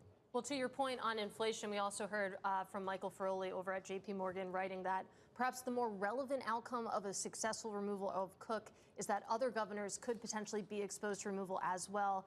This would add to upside inflation risks, but perhaps just too many unknowns at this point for the market to truly price that in. Our thanks, of course, to Bloomberg's Michael McKee following this story and so many others. Let's check in on these futures, which don't look too stressed out at the moment. You have the S&P 500 pretty much unchanged pre-market. The NASDAQ 100 a little bit more direction, but as Matt said, of course, NVIDIA earnings after the bell tomorrow could rewrite the script. Right now, the NASDAQ 100 down slightly. The Russell 2000, actually, I can't think of a reason why, a little bit higher this morning, even as you do have a slight move higher in rates, Matt.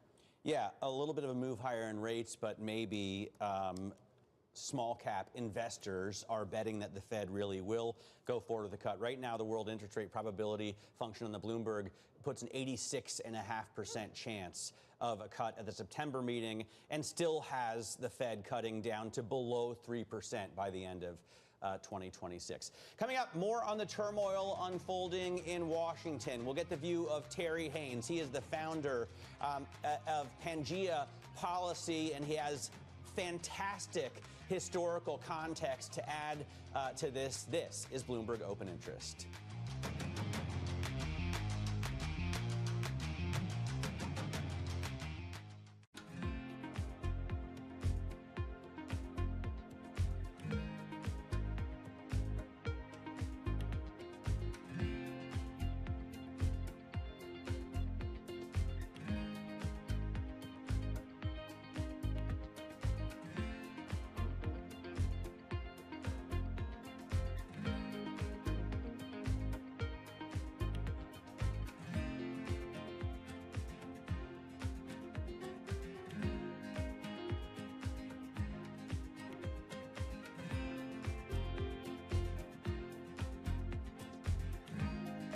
Morning, this is Bloomberg Daybreak Europe. I'm Tom McKenzie in London. These are the stories that set your agenda. Taking you from the U.S. markets close to the overnight session in Asia, we'll walk you through what you need to know to kickstart Europe's trading day. Live from our European headquarters, we bring you the day's top market-moving stories, unmatched expert analysis, and on-the-ground reporting from across the continent. Tune in to Daybreak Europe, only on Bloomberg Television. Context changes everything.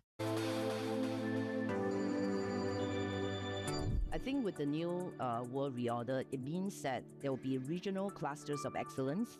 There will be regional clusters of great companies. And so it's okay to be number two, because you could be number two in every single region and still command that premium Because today we talk about AI, we talk about data, we talk about processes that's going to be very specific to industries, specific to countries, specific to regional challenges that needs to be built and addressed. And therefore, the good of it is that now it's not just going for that one company and overpaying for that company until the returns goes to zero. It's actually about finding regional champions, which could also be huge category leaders for us as funds as well. And I think it's actually good for the world to have multiple pots of excellence that can be localized to its own needs.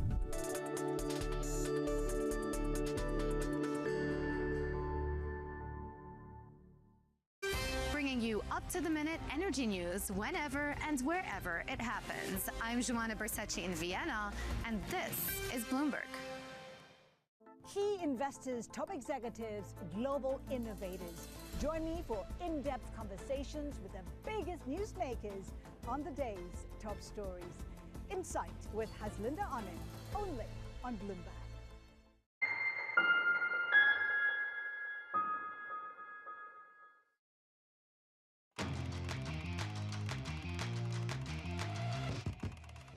Let's get to high interest. Look at what's making headlines around the world. Interactive Brokers Group is climbing in pre-market trading after news it will join the S&P 500 index before trading opens on Thursday, and it will replace Walgreens. So Interactive Brokers IBKR rising 2.8%. 자, 현재 신입권 본전까지 지켜보도록 하겠습니다. 현재 5계약 기준 약 마이너스 24만 원 선에 있습니다. 조금 더 지켜보고 본전까지 대응 이어나가도록 하겠습니다.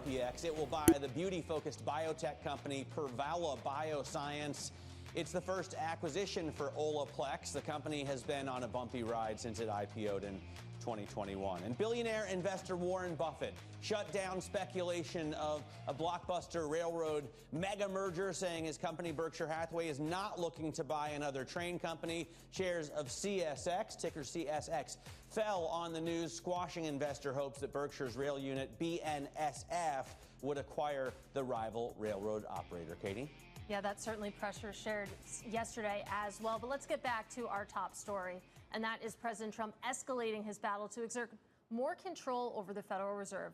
Here's former Fed chair, vice chair, that is, Lael Brainerd, speaking to Bloomberg on the president's move to fire Fed Governor Lisa Cook. I think the Federal Reserve is in an incredibly difficult position here, but you have to remember, this is not about an individual governor. This is really an unprecedented attack on the independence of the Federal Reserve as an institution, which means higher inflation potentially, less credibility, even higher long-term interest rates, bad for the economy. For more, we're joined now by Terry Haynes. He is Pangea Policy founder. Terry, great to have you with us. I'm taking a look at your most recent report. You write that if President Trump intends the Cook business as more pressure on the Fed to lower interest rates, that likely backfires. Tell us why. Well, fundamentally, because the governors have shown themselves impervious to pressure, starting with Powell on down. If they're not going to bend or buckle based on everything that's gone on in the last 4 or 5 months, I doubt very much that they're going to do that now. Even Powell at Jackson Hole, I think, is overread by the markets, frankly. You want regulators to say their openness to declare their openness to new data, potentially new indicators. And so Powell saying that he was open to it isn't exactly a land rush. It's more of a regulator saying that this is what he or she might do. So in that context, I don't think that anything that might happen with Governor Cook, we don't know the facts behind the allegations, certainly. But I don't think anything that goes on with Governor Cook is going to change the view of the board materially one way or the other. What do you think would happen if Lisa Cook were replaced and the president then had 4 members on the 7-person board of governors? Do you believe the kind of conspiracy theory that they would then act as a majority to fire all the regional presidents? You know what, Matt? I think what's happening here is, and what markets need to understand is, this is really about 2 things. One of which is talked about a lot, which is the interest rates business and pressuring. The other isn't talked about so much, although both Trump and particularly Treasury Secretary Bessent have been very explicit about this, including in the long-form interview that that your colleagues at Surveillance did with Bessent week before last. They talk about making the Fed a more dynamic institution, one that is much more interested in getting past data and kind of supporting the core economic mission of the country. That's very much what they're up to. That's music. That's music to the ears of lots and lots of people on the markets, frankly, because people come on your air every day and decry the whole data-driven mantra that is part of the Powell chairmanship. So they see the opportunity for the Fed to become more dynamic and forward-looking as, frankly, a good thing. So, but beyond that, I think this is much less about the individual, the individual firings and all the rest. And for the record, just to wrap up, I'm not somebody that thinks that the president has the ability to remove governors willy-nilly, although the for-cause exception has not been litigated before.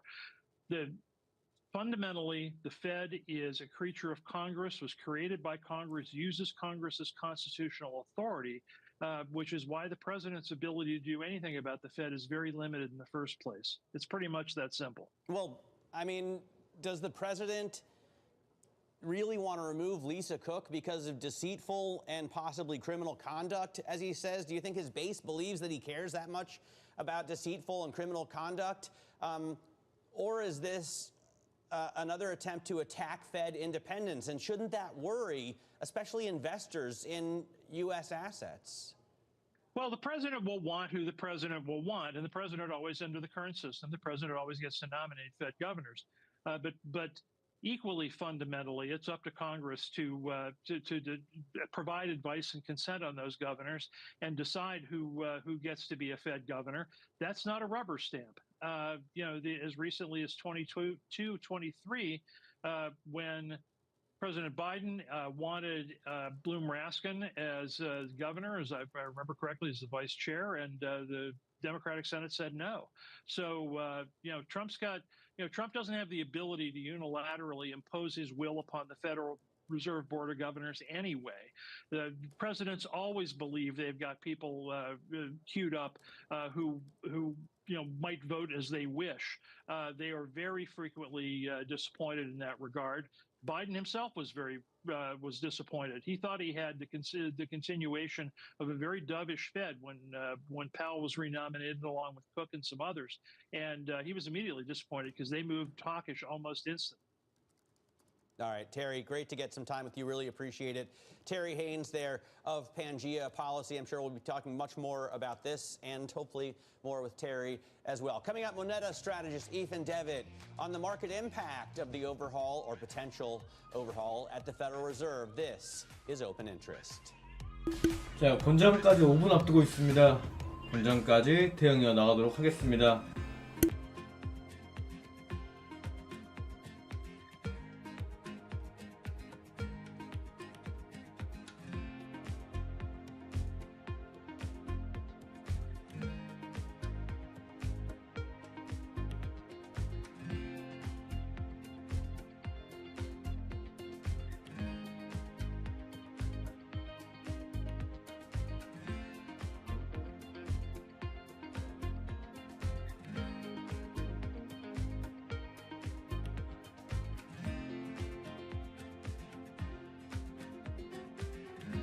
Listen carefully. Can you hear the rhythm in the markets? Not just in the syncopations triggered by inflation, but in the preludes leading to global elections, in the dissonance that moves the Nikkei, and the rising course conducted by AI. There's music in the markets, and if you want to learn to listen for it, we'll show you how.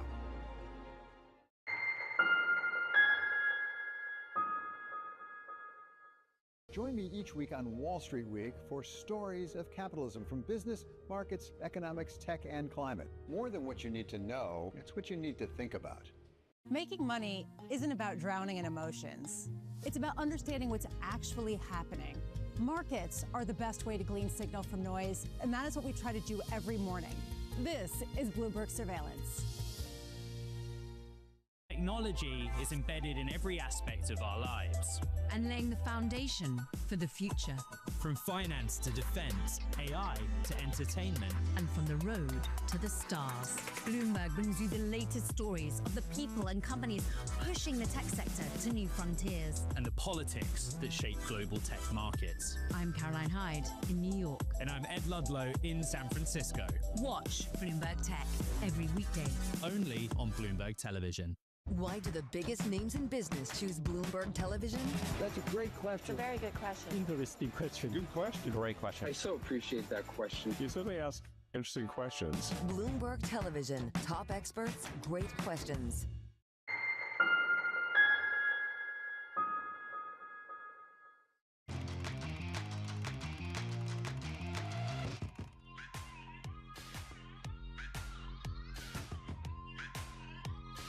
자, 본장 개장전 금일 올려드린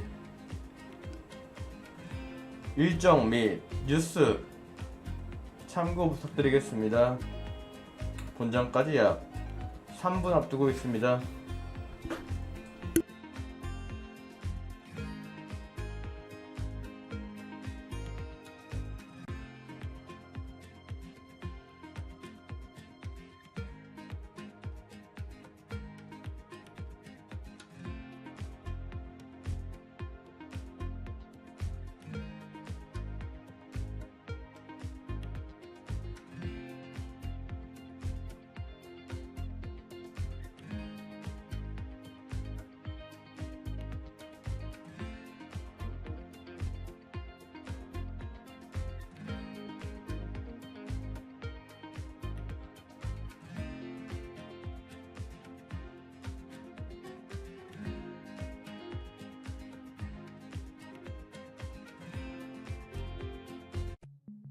There is a nice confluence between the long-term investor and what we're trying to do. We have an operating principle that's in our handbook, take the long view.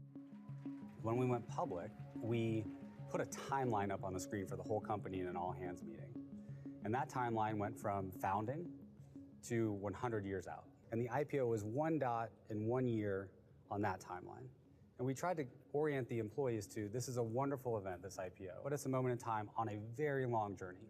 This is a company that you want to exist in 100 years. We do. Wall Street doesn't think in. No, they think in like hours. Yeah. And what I've learned of Wall Street, and particularly Wall Street investors, when they say they are long-term investors, that means they'll keep your stock for like a month.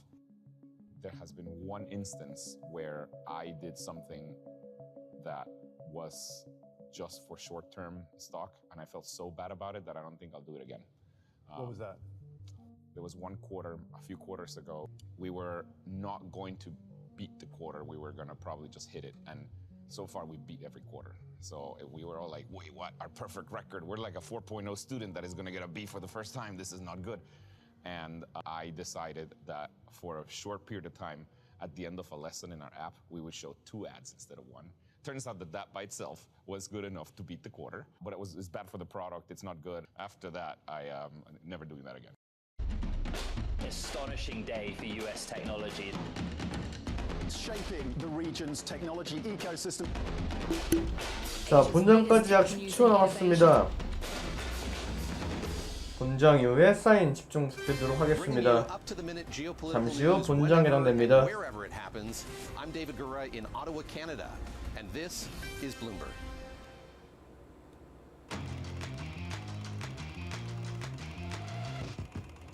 We are just seconds away from the start of trading on this, the day before NVIDIA comes out with earnings. Right now, nothing happening in futures. Right now, we're down 0.7%. Just for the record, the all-time high is 64.68. We closed about 30 points below that yesterday. So we're still like up there at these heights, but we just can't make any forward progress. NASDAQ futures down as well. Russell 2000 futures, as Katie says, God knows why, They're up about 0.1%. Elect is a power company generating, trading electrical power that operates in the upper Midwest. So for the fantastic people of that part of the country, that stock is up 50% with reinvested dividends over the last 5 years, better than a stick in the eye. Freshworks ringing the bell at the NASDAQ, provides software solutions for small and mid-sized businesses to communicate over email and phone and social networks. The stock is down 62% since 2021. So there you have it. Let's get to Eli Lilly. Eli Lilly's experimental obesity pill helped patients lose 9.6% of their body weight in a trial that moves the company one step closer to potential approval. Remember, they came out with the first of 2 studies earlier this month, really poorly received. This one going over a little bit better. Side effects and the dropout rate coming down as well, I believe. You can see that Eli Lilly shares higher by about 3% rate at the open mat, still lower on the year, but climbing out of that hole. All right, so I think that's a fascinating story, possibly more interesting to Katie than the AT&T story, which is, I mean, they're adding spectrum. This is what their customers want. This is what their investors want. They're buying it from EchoStar for $23 billion. It's a cash deal. You can see AT&T shares are unched at the open. So for spending $23 billion, having your shares unchanged is, I think, pretty good. EchoStar shares are up 80%. EchoStar had been, I guess, urged to get rid of this spectrum because they were like not doing enough with it. But now AT&T can use it and EchoStar can ride on those coattails. Let's get back to the broader markets right now. Ethan Devitt joins us, Moneta Chief Global Market Strategist. And Ethan, I'll start with the Lisa Cook question because it's the hot story right now, but it doesn't seem to be moving markets. The president is attempting to fire Lisa Cook from the Federal Reserve Board of Governors. She says she won't go. No one knows how this is going to turn out, but bond yields aren't rising significantly and equities aren't falling significantly. So does it matter? I'd say markets are definitely queasy about this. We've seen this reaction in the past. Any time an overture like this has been really shot across the bow at Chairman Powell, the markets will react slightly. So there's a queasiness, but this is not a typical kitchen table issue because the Fed is kind of a long-dated structural, almost an abstract concept in terms of its independence. Much more of a kitchen table issue is something more concrete. 자, 좀 더 지켜보고 대응 이어나가도록 하겠습니다. 현재 매도 진입권 대응 중에 있습니다. I'm not surprised to see markets kind of lackluster in their response to this, but it is a queasiness and uneasiness, and let's just see where it ends. Well, Ethan, let's talk about that a little bit because say that Trump is successful here, that Lisa Cook is removed, and I believe that gives President Trump 4 of 7 Fed governors. What does the market reaction look like? What is the potential trade there? Because so far we've heard that that would probably pressure long end rates higher, not that you're seeing that too much this morning. Well, markets don't always know what's good for them. And right now, they would probably receive very well a jumbo rate cut in September. Certainly, one rate cut is being expected. And that is certainly the direction of travel that a Trump-dominated Fed would bring, is more rate cuts. And markets would welcome that. But then we look to the long end of the yield curve. We can see that the gap between the short and long dated bonds is one of the largest it's been, and it's getting larger. And this is a pattern that we're seeing repeated across the world. We're seeing the same thing in 30-year gilts in the UK. When markets see that they are not confident in the fiscal or monetary direction of a country, they vote with their feet very decisively. So I'd say it's the sugar rush that would come from cut rates in the short term. That's why markets are reacting, I think, in quite a positive way. Let's talk about the markets and a little bit of a rotation that we saw over the last week. Obviously, Friday was a banner day for bulls, but I wonder if you want equal weight exposure here, or do you want to stick with that mega cap concentration? If you have more of a value tilt, I'm guessing that you want to look more into the underloved industrials, financials, asset managers. What say you? I say definitely equal weight. Markets are going to display different levels of volatility according to whether it's the mega cap or everything else. Everything else, the kind of volatility that equity displays, is the type of volatility that I think investors have now come to expect with their equity allocation.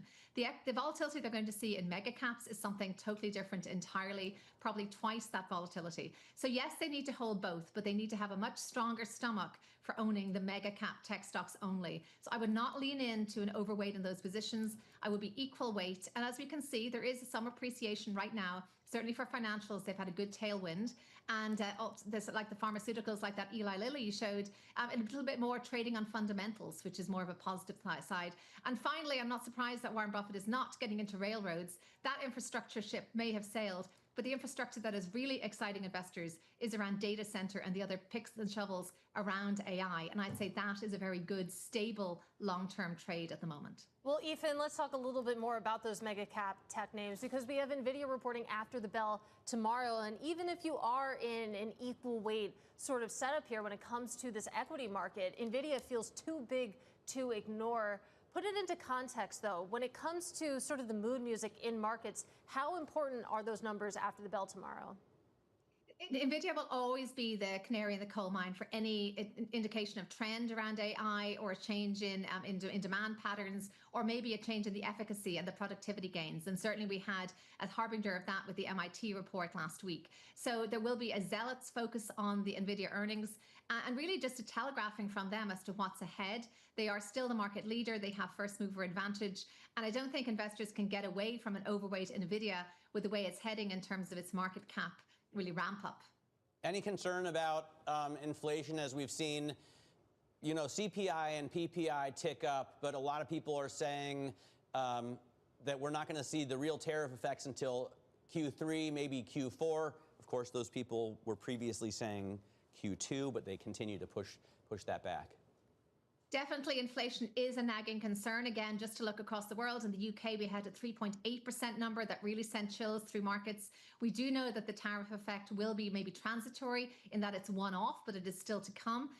We know that those numbers have been absorbed by companies up to now, and the transmission effect has not really been seen. So yes, we are concerned about inflation, and that's why I would share the view of your previous guest around what this actually means in terms of the Fed. Does it mean that they will simply throw off the guardrails in terms of monetary easing? Probably not, because they have to look at the data. If inflation starts to get out of control, well beyond their previous target, they simply cannot, in their right minds, cut rates with abandon.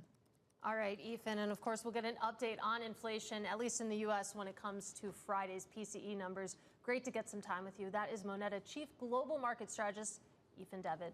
Meanwhile, let's get a check on this stock market right now. We're just under 8 minutes into the session. You can see it's pretty quiet at the index level. When it comes to the absolute change in the S&P 500 right now, it's lower, but by less than 0.1%. You take a look at the split, though, gainers versus losers. You do have more losers than winners right now, but up at the top, your biggest gainer in the S&P 500 is Eli Lilly. As we've been discussing, they got some good news when it comes to the second trial for their obesity pill. That is worth a gain of about 3.4%. You also have Broadcom higher this morning, as too is International Business Machine, IBM, and AMD as well. But then you take a look at the downside, and this explains the conundrum we're in at the index level. You have Apple, Alphabet, NVIDIA, and Meta all lower this morning. Of course, we're really in wait-and-see mode when it comes to the tech sector ahead of NVIDIA results tomorrow. But let's take a look at the sector breakdown as well. It's what you would expect. You have healthcare up at the top. Thank you, Eli Lilly, higher by about 0.3%. Utilities and industrials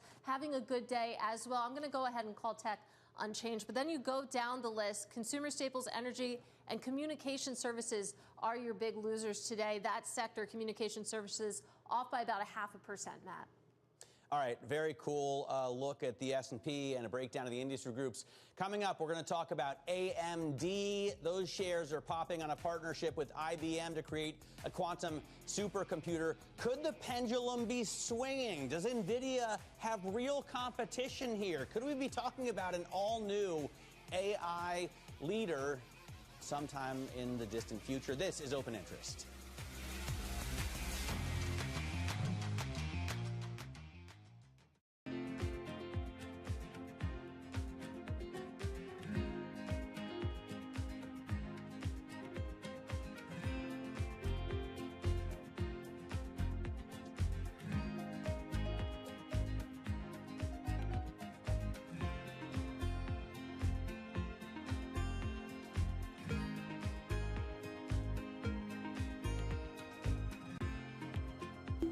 자, 현재 매도 실시간 대응 중에 있습니다. 조금 더 지켜보도록 하겠습니다. 충분히 눌림 나올 수 있다고 판단되어서 조금 더 지켜보도록 하겠습니다.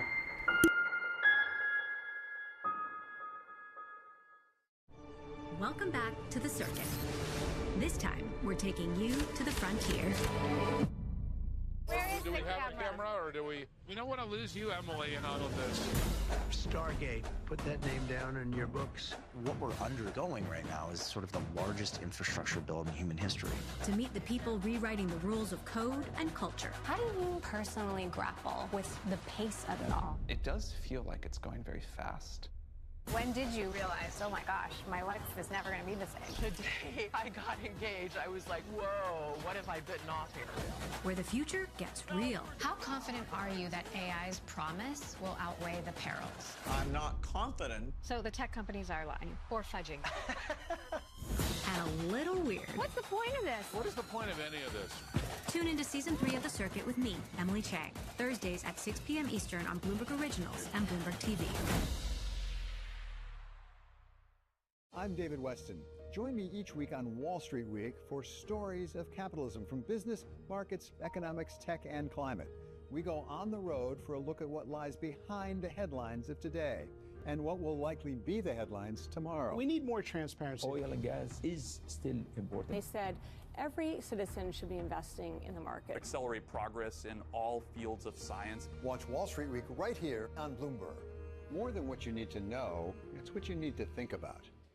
Bringing you up-to-the-minute news whenever and wherever it happens, I'm Matt Miller at the Circuit de la Sarthe in Le Mans, and this is Bloomberg. Our global headquarters in New York, I'm Danny Berger. Welcome to Bloomberg Brief. Let's set your agenda. Bloomberg Brief delivers the market news, data, and analysis you need live every weekday only on Bloomberg. Context changes everything. The Middle East and Africa regions are home to some of the biggest deals and fastest growth in the world. Vibrant resources and high-yield investment opportunities abound. I'm Jumana Bersachi. Join me on Bloomberg Horizon's Middle East and Africa for the stories, newsmakers, and insights shaping the decisions of traders across this exciting region. You had heightened levels of volatility. There's still room to maneuver. We do see opportunities. It allows you to increase significantly your net income. Every trading day, only on Bloomberg.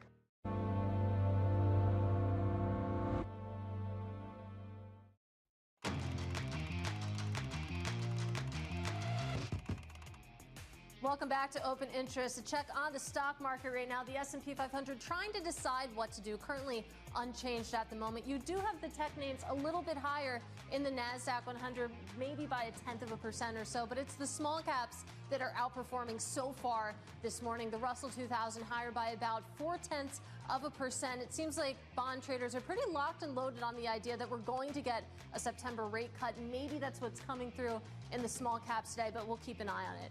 Meanwhile, it's time now for our top calls. Some of the analyst action in focus this morning.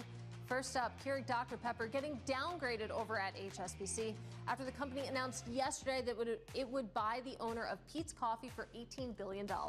Investors are concerned about the company's plan to finance that acquisition with a mix of cash and debt. Shares currently off by about 1.5%. Next up, we have Canada Goose getting upgraded to a buy over at Baird.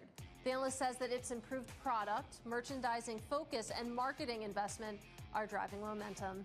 And finally, AMD is getting upgraded to a buy over at Truist because it's seeing more AI traction with its customers. AMD shares higher by nearly 2%, Matt Miller.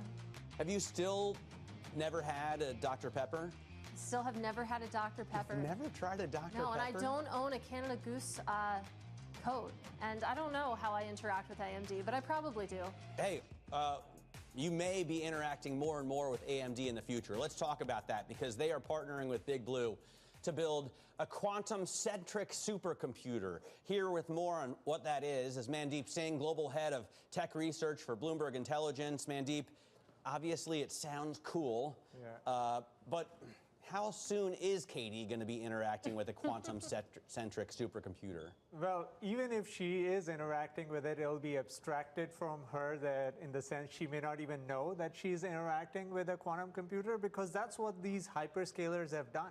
They've put everything on the cloud in a way where you can just click a button, instantiate a server or a service, and even deploy your chatbot or build up your website. So to my mind, what AMD is doing is really kind of partnering with an IBM simply because you don't know what the next big thing in semiconductor chips would be. I mean, obviously it's AI chips right now, but hyperscalers are competitors to all of these semiconductor companies. And so if you are an AMD or any other chip maker, you want to create an ecosystem where you can partner with someone, and I think that's what AMD is trying to do here. Well, the less I know, the better, you know. I say that I don't interact with AI because I don't use ChatGPT, but I'm sure that it's in my daily life, whether or not I like it. Let's talk a little bit about what this means for AMD. You think about the competitive landscape of the chip industry. I mean, NVIDIA just running away with it, a real competitive moat there. What does this mean for where AMD falls? Well, so the one thing that has changed this year is everyone is excited about reasoning models. So far, you know, what we have seen is AI progress was driven by how good pre-training was. And pre-training was determined by scaling laws. If you threw more compute, the model will keep getting better. This year, with the reasoning models, with the success of OpenAI O3 and other reasoning models, everyone has realized you don't need to spend as much on pre-training. You can do a lot more at inference time. 자, 여기서 수익 청산 사인 드리도록 하겠습니다. 자, 여기서 수익 청산 사인 드립니다. 수익 청산 하도록 하겠습니다. NVIDIA almost has 100% share. But with inference, that's where your smaller 자, 수익 players 청산 like 후에 AMD, 재진입 사인 like 드리도록 Cerebras, 하겠습니다. Samba, that's where the hyperscale own chips come into play because you 주문 don't need 청산이 the cutting-edge 완료되었습니다. chips for inferencing as you do for training. He's telling me that because I interviewed the CEO of Samba a couple times. There you go. And I thought it was such a cool story. I want to pivot to the digital taxes that President Trump, he's long had a problem with digital taxes that other countries put on basically U.S. champions, our hyperscalers. 자, 9차 진입뷰 대기하도록 하겠습니다. 자, 8차 진입뷰 중킨 대응이 이루어졌습니다. 자, 9차 진입뷰 대기하도록 하겠습니다. How does this change the picture for an AMD, for an IBM, for an NVIDIA? I mean, I think it changes it more for big tech than for chip makers. I don't think, you know, the export curbs are actually be applied. It will be more a negotiation tactic. But for a hyperscaler... Well, they'll add export taxes. I mean, NVIDIA and AMD already have agreed to pay export taxes. Yeah. But, you know, for a hyperscaler, which has a sizable EU business, and it was quite restrictive in the sense you had to abide by the Digital Markets Act or the Digital Services Act in the US, in the EU. So from that perspective, I do think, you know, this may ease up the regulations a little bit if he's successful. And that means probably more profits in the region for hyperscalers. I don't think it changes, you know, anything in a big way for the semiconductor companies. And Mandeep, we would be remiss not to ask you directly about NVIDIA earnings after the bell tomorrow. I mean, you take a look at what investors and what the sell side are saying heading into this report. It seems like the tone is that this is going to test Wall Street's faith in the AI boom, that we're going to get an update. 컨퍼런스 보드 소비자 신뢰 지수 발표됩니다. 금일 중요 지표입니다. 좀 더 지켜보고 진입 사인 드리도록 하겠습니다. Think about, you know, GPT-5 and all the latest models that have been released. It's on their Hopper architecture. Now that Blackwell is in full production and they're shipping it in bulk, what does that change in terms of, you know, the training and the large language models rates? And how does that influence, you know, the buildup of these clusters going forward? Because they're talking about Rubin, the architecture following Blackwell. So I think it's important for them to lay out the story in terms of how successful Blackwell is and what it means for ASPs and margins. Well, the implied one-day move for NVIDIA shares. 자, 진입 사인 드리도록 하겠습니다. 자, 매수 진입 5개랑 매수 진입입니다. 진입가 447.50입니다. 자, 매수 진입 5계약입니다. 매수 진입 5계약 대응 이어나가도록 하겠습니다.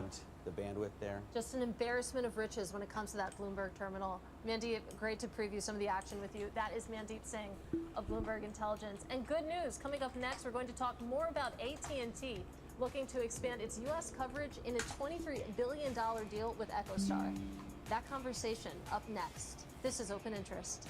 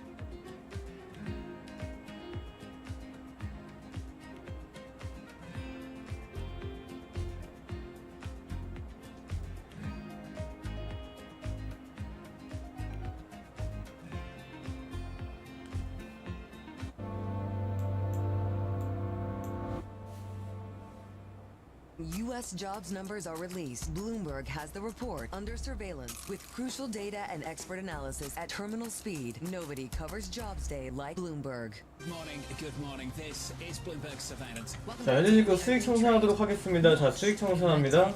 수익 청산 사인드립니다. 수익 청산 후 재진입 사인드리도록 하겠습니다.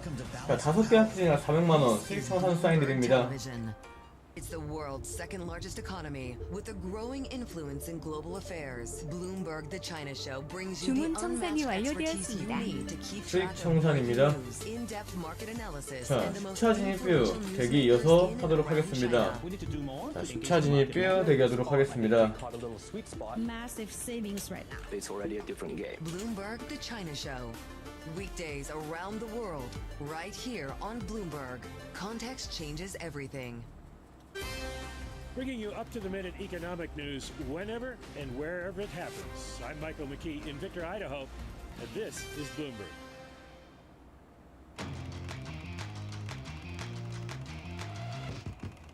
This is Bloomberg Open Interest. I'm Matt Miller. Let's get a check on what stocks are doing about 22 minutes into the session. We're looking at very little change here. Red arrows, but the S&P 500 at 6436. Just about 32 points below the all-time high of 64.68. The NASDAQ 100 off, but only 0.1% of 1%. In terms of what's going on in, well, first of all, in bonds, you can see the 2-year yield right now actually moving down about 3 basis points, 369. I did see the long end moving a little higher. NVIDIA off a third of 1%, so that doesn't help anything. AMD, as we were just talking about, up 1 1/3, 1.4%. Eli Lilly, after a pill that it's developing to fight obesity, helped customers. 자, 조금 더 지켜보고 진입 사인 드리도록 하겠습니다. Weight, but had the same or even worse side effects than the shot. Still, that's up, and Novo Nordisk is down. Telephone buying that Spectrum up 0.5% right now, and EchoStar selling that Spectrum up almost 80%. Katie. Well, for more on that deal, we're joined now by Bloomberg Telecom reporter Kelsey Griffiths. And Kelsey, it's interesting. Of course, EchoStar shares higher in a big way right now, but so too are AT&T shares. If you look at these numbers in isolation, you might have expected to see AT&T shares lower today, given that $23 billion price tag. But it seems like traders are voting with their feet and saying that the logic here makes sense. Yes, there are a couple factors that we need to look at here. First of all, AT&T has been looking to expand their spectrum portfolio for quite a while, and this mid and low band spectrum that's really valuable for mobile wireless services is really few and far between at this point. So Dish and EchoStar is helping unlock a greater portion of AT&T's network with this sale. And for Dish, it's also great because it helps them take another step toward resolving a regulatory probe that had been hanging over them. I'm just wondering if this helps AT&T catch up to Verizon, which had 약 5분 뒤 컨퍼런스 보드 소비자 신뢰 지수 발표됩니다. I know Verizon also has far more subscribers. Does this help AT&T to get a leg up on the competition? It absolutely does. At least in terms of AT&T's spectrum portfolio, this is going to help them leapfrog over Verizon and start catching up to T-Mobile's spectrum 자, position. 짧게 매수 진입 사인 드리도록 하겠습니다. 자, 매수 진입 5개야. 진입가 492.25입니다. 492.25. 자, 매수 진입입니다. As soon as this deal closes, consumers are going to get that benefit. All right, so in terms of the funding and leverage, BI, Bloomberg Intelligence, says net leverage could tick up to 3 times. It closes a cash deal, right? But does AT&T have the money to do a $23 billion cash deal? How does their outstanding debt look right now? Does this put them in a problem in that sense? Well, I think AT&T is looking at this as a huge investment into the future of the company that is going to pay dividends down the road. Unfortunately, my reporting hasn't taken me into looking at the specifics of the balance sheet this morning, but I can tell you that this is a very important investment that they're making, and I think that's what the market is reacting to. I always look at the DDIS page. I know you do. So on the Bloomberg terminal, if you type DDIS, and this is something I learned when I was a telecoms reporter, you know, a young cub in Frankfurt covering Deutsche Telekom. Total debt at AT&T is $143.3 billion. Certainly seems like a lot. So it is a huge amount. And as I said, BI is worried about the leverage ticking up there a little bit. So this is something that we'll continue to cover. Kelsey, great to get some time with you. Really appreciate helping us sort out the competitive position of Telephone versus Verizon versus T-Mobile. Coming up in the next hour, eToro global market strategist Lolly Akoner joins us on President Trump's pressure on the Fed. Plus, Mark Rosen, the CEO of the company behind brands like JCPenney and Brooks Brothers, and the head of Cadillac's F1 team joins the show. This is Open Interest.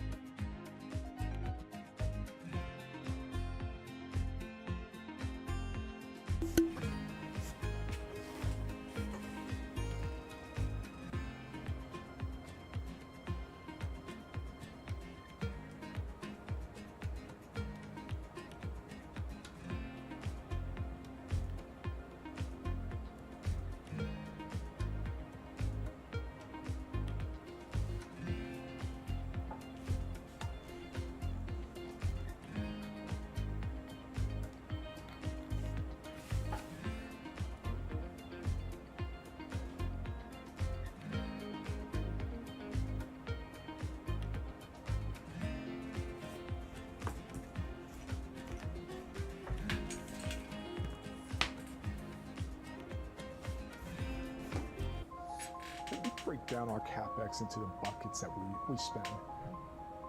Big part of it is to expand our reach of fiber. You cannot wait until there is certainty to build that. These have long lead times that require you to have conviction about where demand is going. Another bucket is, as more people are on our network, we also have to add more coverage and capacity. It's almost like a variable expense.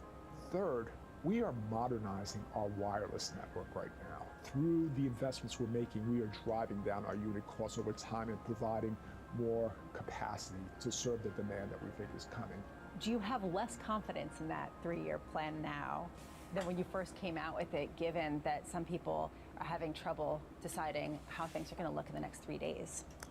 No, I really don't. I look at the nature of our business.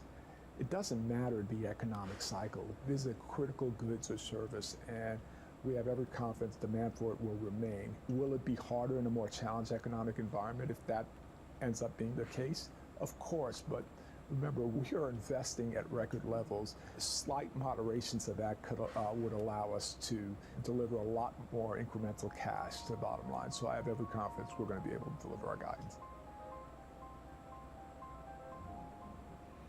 자, 잠시 후 지표 발표됩니다. 자, 약 10초 남았습니다. At the intersection between markets, economics and geopolitics, a forum for sophisticated conversation. This is Bloomberg Surveillance. It's a multi-trillion-dollar industry. We'll show you what's happening in ETFs like 자, 지표 발표되었습니다. ETF IQ. 컨퍼런스 소비자 신뢰 지수 발표되었습니다.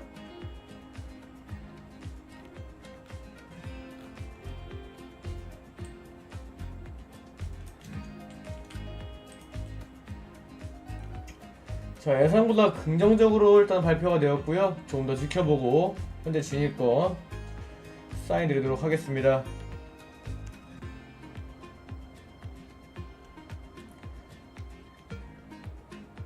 자, 수익 청산 사인 드리도록 하겠습니다. 자, 수익 청산하도록 하겠습니다. 현재 진입권 수익 청산 사인 드립니다. This is CBS News on the Hour, sponsored by Progressive Insurance. I'm Deborah Rodriguez. President Trump has fired Federal Reserve Board 수익 Governor 청산 사인 드립니다. of mortgage fraud. She says she won't step down. 주문 청산이 CBS's Kelly 완료되었습니다. O'Grady.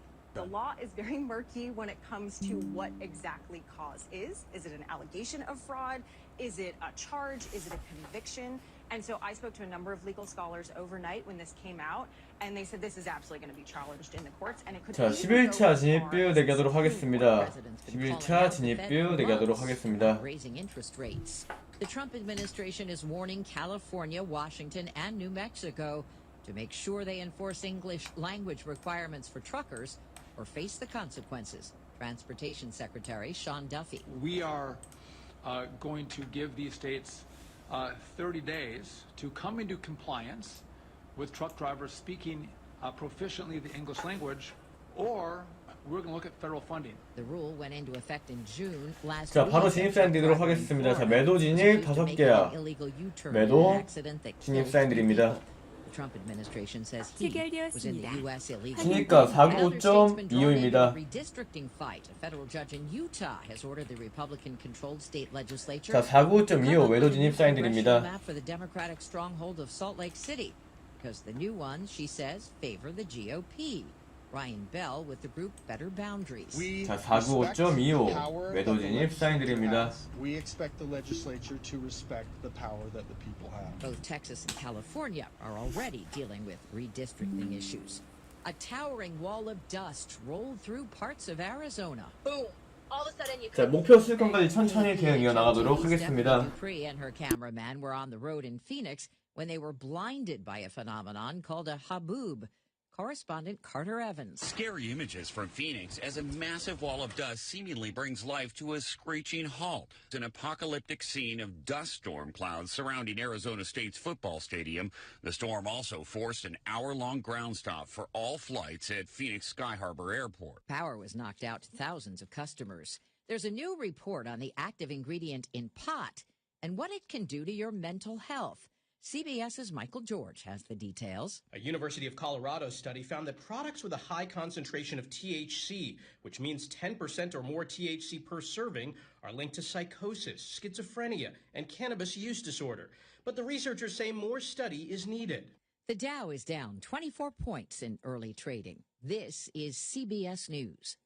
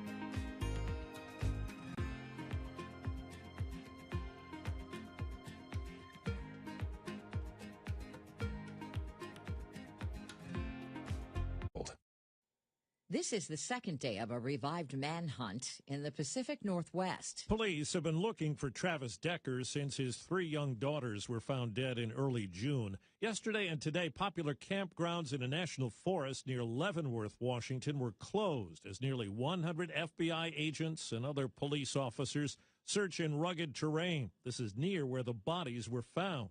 Authorities stress there's been no break in the case and they have no evidence Decker is still alive. The U.S. Marshals Service is offering a reward of up to $20,000 for information leading to Decker's capture. Steve Kathan, CBS News. New research shows AI is a double-edged sword for young people looking for work. A study from Stanford shows they're taking a big hit at companies that can use artificial intelligence to easily and accurately perform the same tasks as humans at a fraction of the cost.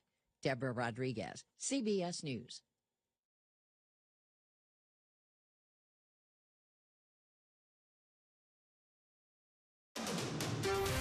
This is Bloomberg Intelligence with Paul Sweeney. The real outperformance has been the U.S. corporate high yield. These are two big-time blue chip. 자, 이전 수익분이 있다면 천천히 지켜보면서 대응 이어나가도록 하겠습니다. 현재 매도 5개야 실시간 대응 중에 있습니다.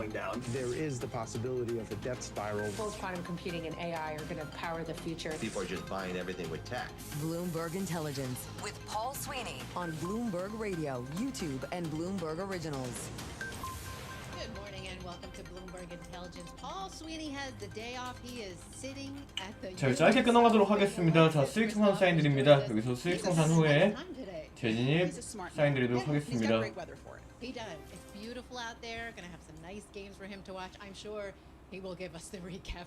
약 50만원권에서 수익 청산 사인드렸습니다. 자, 5개 학 기준 약 50만원권에서 수익 청산 사인드렸습니다.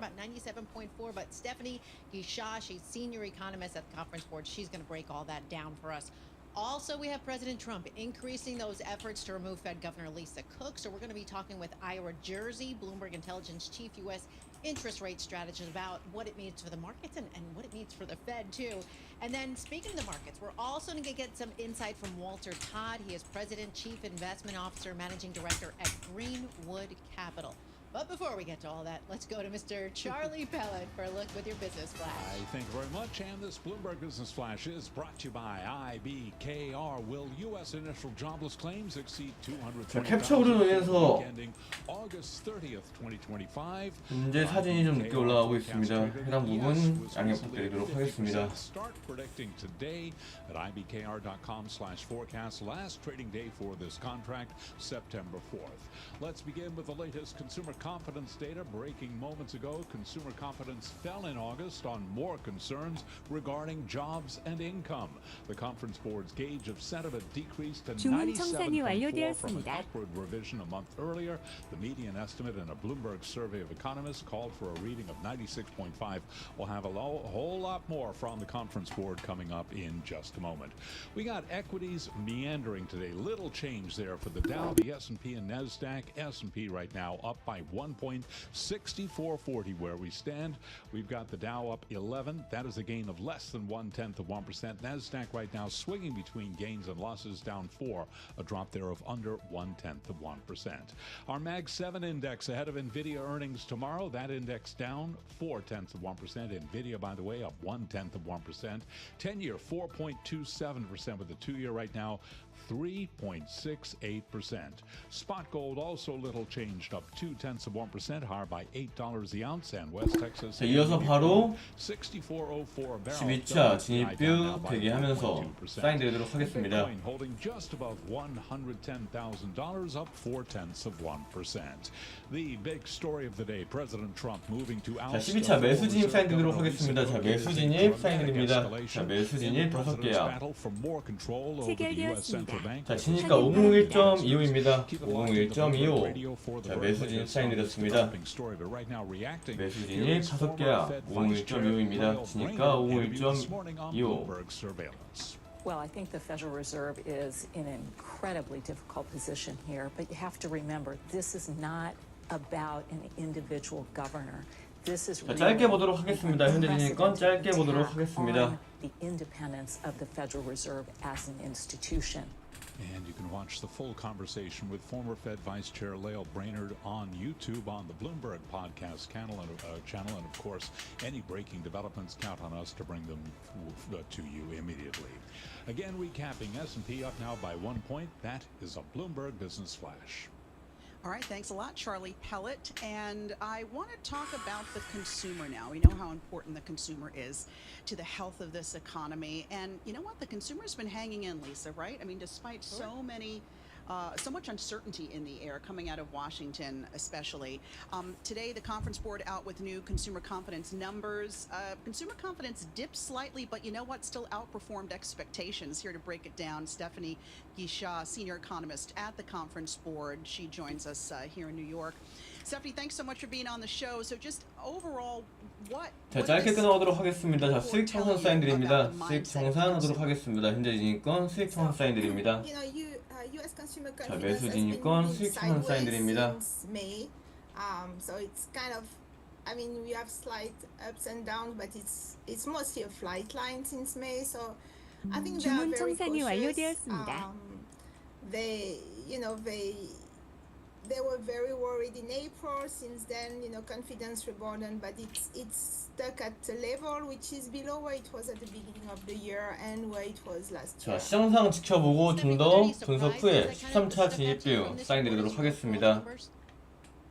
Not really, but there are a few trends that are quite interesting. One of them is consumers' views about the current situation on the labor market has been deteriorating slowly but steadily since the beginning of the year. So this was the 8th month of decline. It's still in positive territory, but overall it's telling us that consumers are thinking that jobs are getting harder to get, that there are fewer jobs available.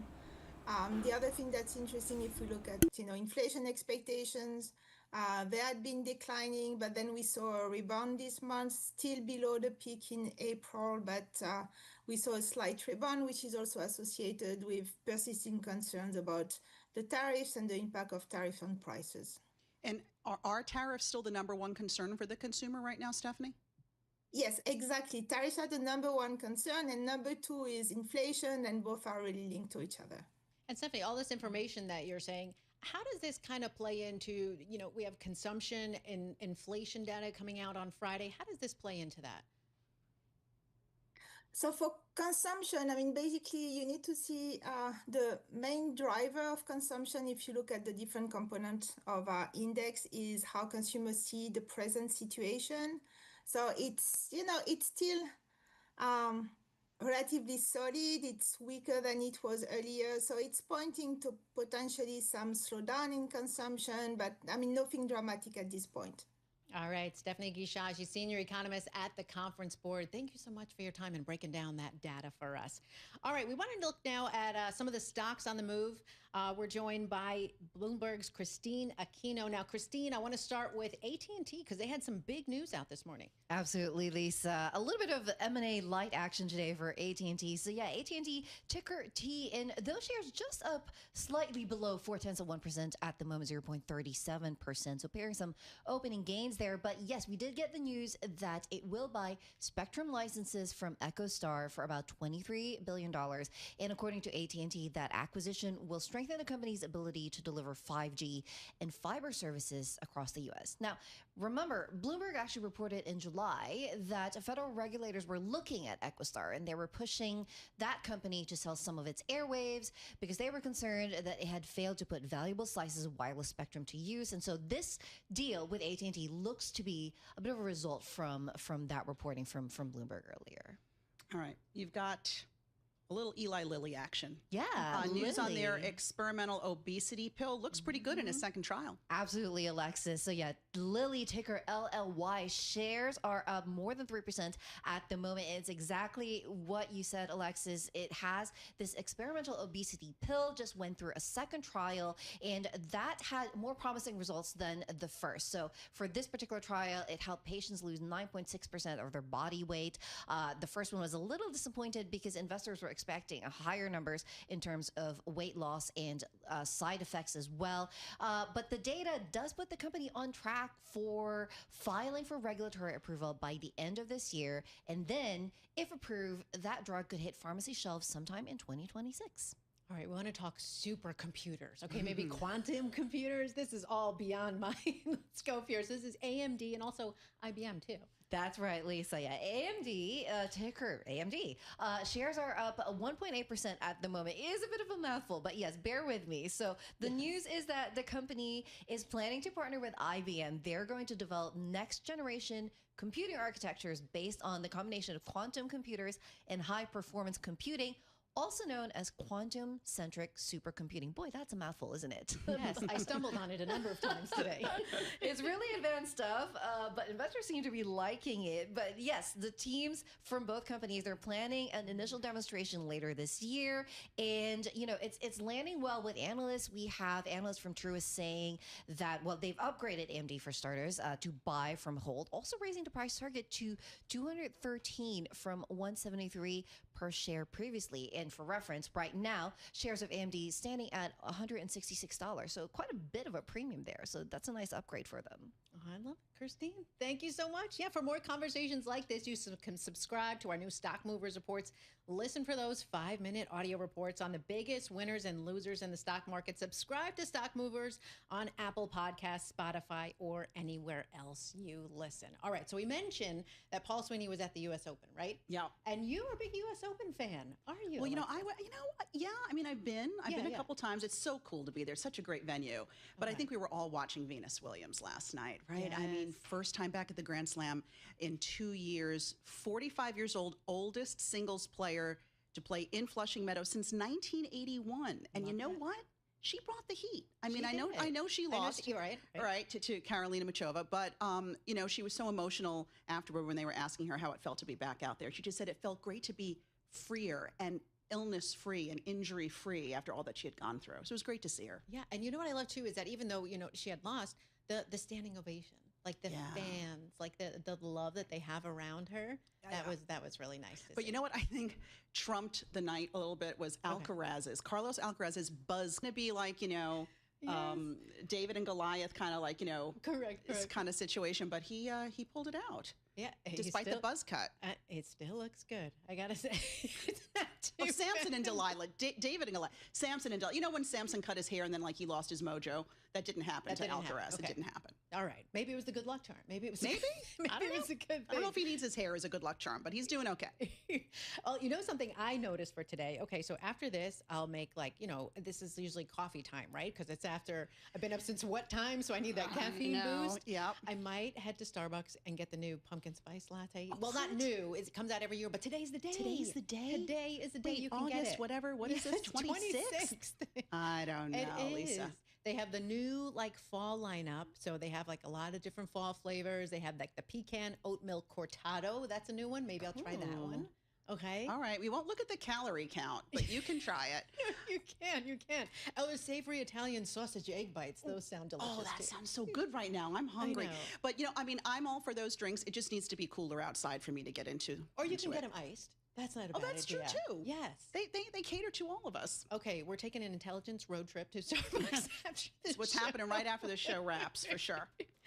All right, we've got a lot more for you coming up this morning. Ira Jersey, he's going to be joining us. He's Bloomberg Intelligence Chief, U.S. Interest Rate Strategist. He's going to be talking Fed, also the latest eco data that's coming out. And then on top of that, we have Walter Todd. He's President, Chief Investment Officer, Managing Director at Greenwood Capital. He's going to discuss his market outlook. And speaking of which, right now, we've got things a little change right now in the markets.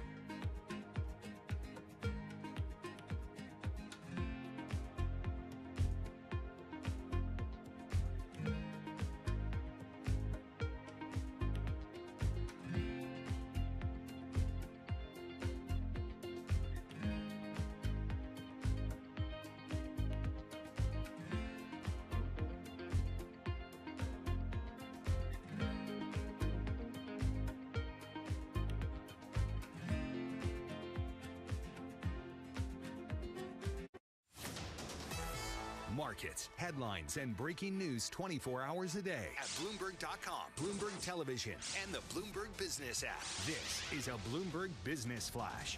It's 10:21 on Wall Street. We do check markets all day long here at Bloomberg. The Dow lower, the S&P, NASDAQ, they are both higher. This Bloomberg Business Flash is brought to you by Oracle. Attention growing businesses. Oracle's offering to cut your current cloud bill in half if you move to Oracle Cloud Infrastructure for new U.S. customers with minimum financial commitment. See if your company qualifies at oracle.com/Bloomberg. Stocks are wavering as President Trump's push to remove Federal Reserve Governor Lisa Cook fuels concerns about central bank independence and inflation risks. The S&P up 5 right now, just about the best level of the day, up by about 0.1%. The Dow swinging between gains and losses, little change, higher by 8 points right now. NASDAQ up 41. That is an advance of 0.2%. 10-year 4.28% with a 2-year 3.68%. Gold up $8 the ounce, up 0.2%, 33.74. West Texas Intermediate crude down 1.1%, 64.09 a barrel, and Bitcoin up 0.7%, just above $110,000. Consumer confidence fell in August on more concerns regarding jobs and income. Stephanie Guichard is senior economist at the Conference Board. She was interviewed moments ago right here on Bloomberg Intelligence. Consumers' views about the current situation on the labor market has been deteriorating slowly but steadily since the beginning of the year. So this was the 8th month of decline. It's still in positive territory, but overall it's telling us that consumers are thinking that jobs are getting harder to get, that there are fewer jobs available. Stephanie Guichard of the Conference Board. EchoStar has agreed to sell spectrum licenses to AT&T for about $23 billion. AT&T down 1%, but shares of EchoStar, ticker SATS, sat surging 77.7%. Again, recapping, stocks higher, S&P up 6, a gain of 0.1%. I'm Charlie Pellet. That is a Bloomberg Business Flash. Thank you, Charlie Pellet. Well, you heard Charlie mention it, right? President Trump intensifying those efforts to oust Federal Reserve Governor Lisa Cook. What does this mean for the markets? But also the big question is, what does it mean for the Fed? So let's go to Ira Jersey. He's the expert on all this. Bloomberg Intelligence Chief U.S. Interest Rate Strategist joining us from the Princeton office. Great to have you back with us, Ira. I want to start with long U.S. bonds. So what impact does this threat to Cook have on, let's say, 10-year yields? Yes, well, not even 10-year yields. I would even go out to the 30-year, yes. Yeah, and look at what's going out there. So you've seen a repeat. The market doesn't like when the president gets involved in kind of choosing Fed presidents and the like beyond the normal course of action. So what you saw earlier this year was when President Trump continued to talk about firing Jay Powell as chair and the like. You saw this, what we call twist steepening of the yield curve. So you saw long-term yields, so 30-year yields go up, short-term yields, 2-year yields go down. And the reason for that is the expectation that the Federal Reserve would cut interest rates and keep monetary policy easier than they might have otherwise because of the makeup and composition of the Fed. And in the long term, that's potentially bad for inflation outcomes. And that's one reason why you continue to see every time the president gets involved, this twist steepening of the yield curve, like I mentioned before. So, Ira, is this a sign, the way the bond market's behaving today, that investors are growing a little jittery about Trump's attack on the Fed's independence? Well, I think the bond market's been jittery since the attacks on Powell and whether, and again, this is a whole argument for independence. And there is a whole body of work in both academic literature as well as Wall Street literature about independent central banks tend to provide better outcomes than those are influenced by politicians. And the primary reason for that is the politicians always want easy monetary policy, even when easy monetary policy is not necessarily warranted. Now, I'm not saying that Jay Powell and the Fed have always been correct, and I'm not saying that the Federal Reserve is perfect, but the Federal Reserve has probably done a better job in controlling inflation and reacting to current economic events than a central bank that would be run by politicians, whether it's Donald Trump, Joe Biden, it doesn't really matter. Just because the outcomes are not motivated by popularity, right? Jay Powell's job and the job of the Federal Reserve Board of Governors and the regional presidents is not necessarily to be popular with the general public. It's to do the public good. And I do think as public servants, by and large, they take their job very seriously and they do what they believe is the right thing. We could all disagree with that, that being the right thing, or what the right thing is, but nonetheless, I do think that again, for the most part, they do a very good job. Now, if that goes away, then the risk here is that you wind up with inflation break even, so you look at TIPS yields. TIPS yields might go down a little bit, but then nominal Treasury yields, like the 30-year yield selling off 3-4 basis points today, is a signal that people are concerned about the independence of the central bank and what that means for the long term. And that is a continuing concern every time the Fed butts heads with the president. Yeah, I wanted you to get more into that, Ira. So can you talk about the impact on the Fed as a whole if Cook is let go? Well, so Lisa Cook, when you think about the composition from a monetary policy perspective, Lisa Cook is one of the more dovish members of the Fed. So I think one of the concerns for some market participants that I've been speaking with and my own concern, quite frankly, is that given that she's one of the people you'd think would, at least from a monetary policy perspective, kind of agree with the president that this is there more to come, and even when Jay Powell leaves office next May and he's replaced by whoever President Trump appoints to the chair position, that there might be others who, if they disagree with the policy stance that the president would take for whatever reason, might change. Now, I don't know if some of this maybe is because Lisa Cook might not be for some of the deregulation policies that President Trump thinks in terms of financial regulations, might disagree with him on those things. I'm not sure what the actual thinking is, other than the president just wanting more control over the Federal Reserve. And the Fed is an independent agency, so that we had a whole discussion this morning among a number of our clients who are in are in a group chat that we have, and one of the clients was like, "Well, isn't President Trump, Lisa Cook's boss?" And the answer is no. Like there are board members. It's like a board of a company, right? Like there's no one who's the boss of the board of those companies other than the shareholders. So so there is an interesting political discussion about should these should the independent agencies be independent? Should the SEC, the Federal Election Commission, all of them be independent versus the president? And over 200 years, the answer has been yes. We want a certain amount of autonomy for some of these boards so they can act independently from the elected political class of people like the president and members of Congress. Yeah, even the Supreme Court recently said they are a unique institution, is the word the Supreme Court used. Ira Jersey, Bloomberg Intelligence Chief U.S. Interest Rate Strategist. Thanks for coming on. We appreciate it.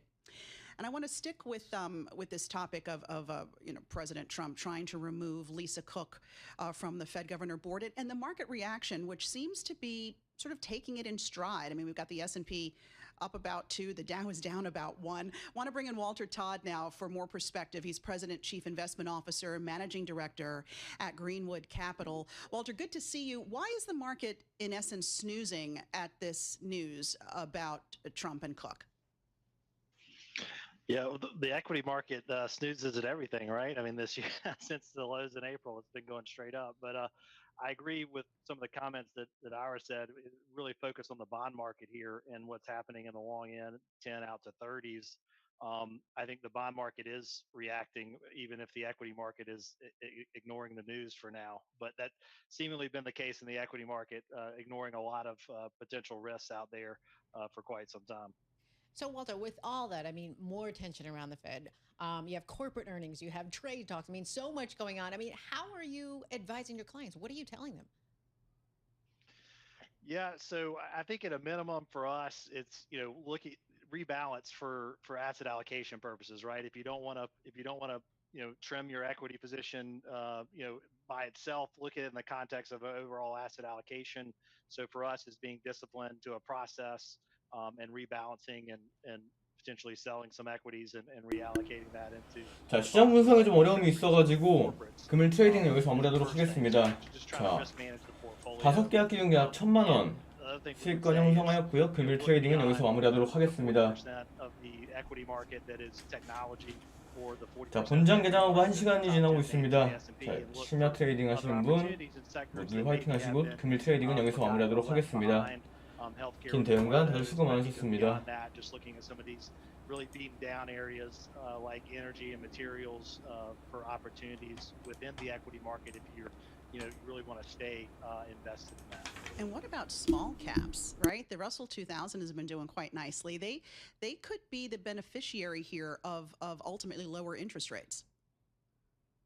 Yeah, absolutely. You saw that on Friday with the pivot from Powell. Small caps were up over 4%, more than doubling the performance of the S&P that day. So as you say, they're more heavily levered companies. They're going to benefit from lower interest rates. But the balance there is if the Fed is cutting rates, as Powell indicated, because the balance of risks have shifted to maybe a weaker employment market, that may be a dent to economic growth. So while again, lower interest rates are good for small caps.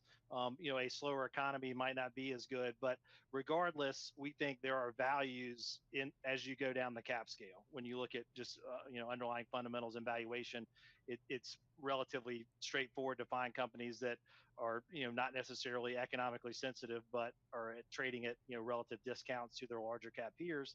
The other thing that small caps could benefit from and have benefited from recently is M&A. So we've seen transactions really pick up here in the past several months as some of the uncertainty around tariffs, still a lot out there, but some of that uncertainty has settled down. You've seen companies be fairly aggressive at buying smaller cap peers. Hey, Walter, in the last minute or so we have left here, I want to touch on corporate earnings. So what's your take on second quarter earnings? Were you impressed? And then we're kind of winding down. I mean, where does the focus shift from there? Yeah, great question. So second quarter earnings by all accounts were much better than expected.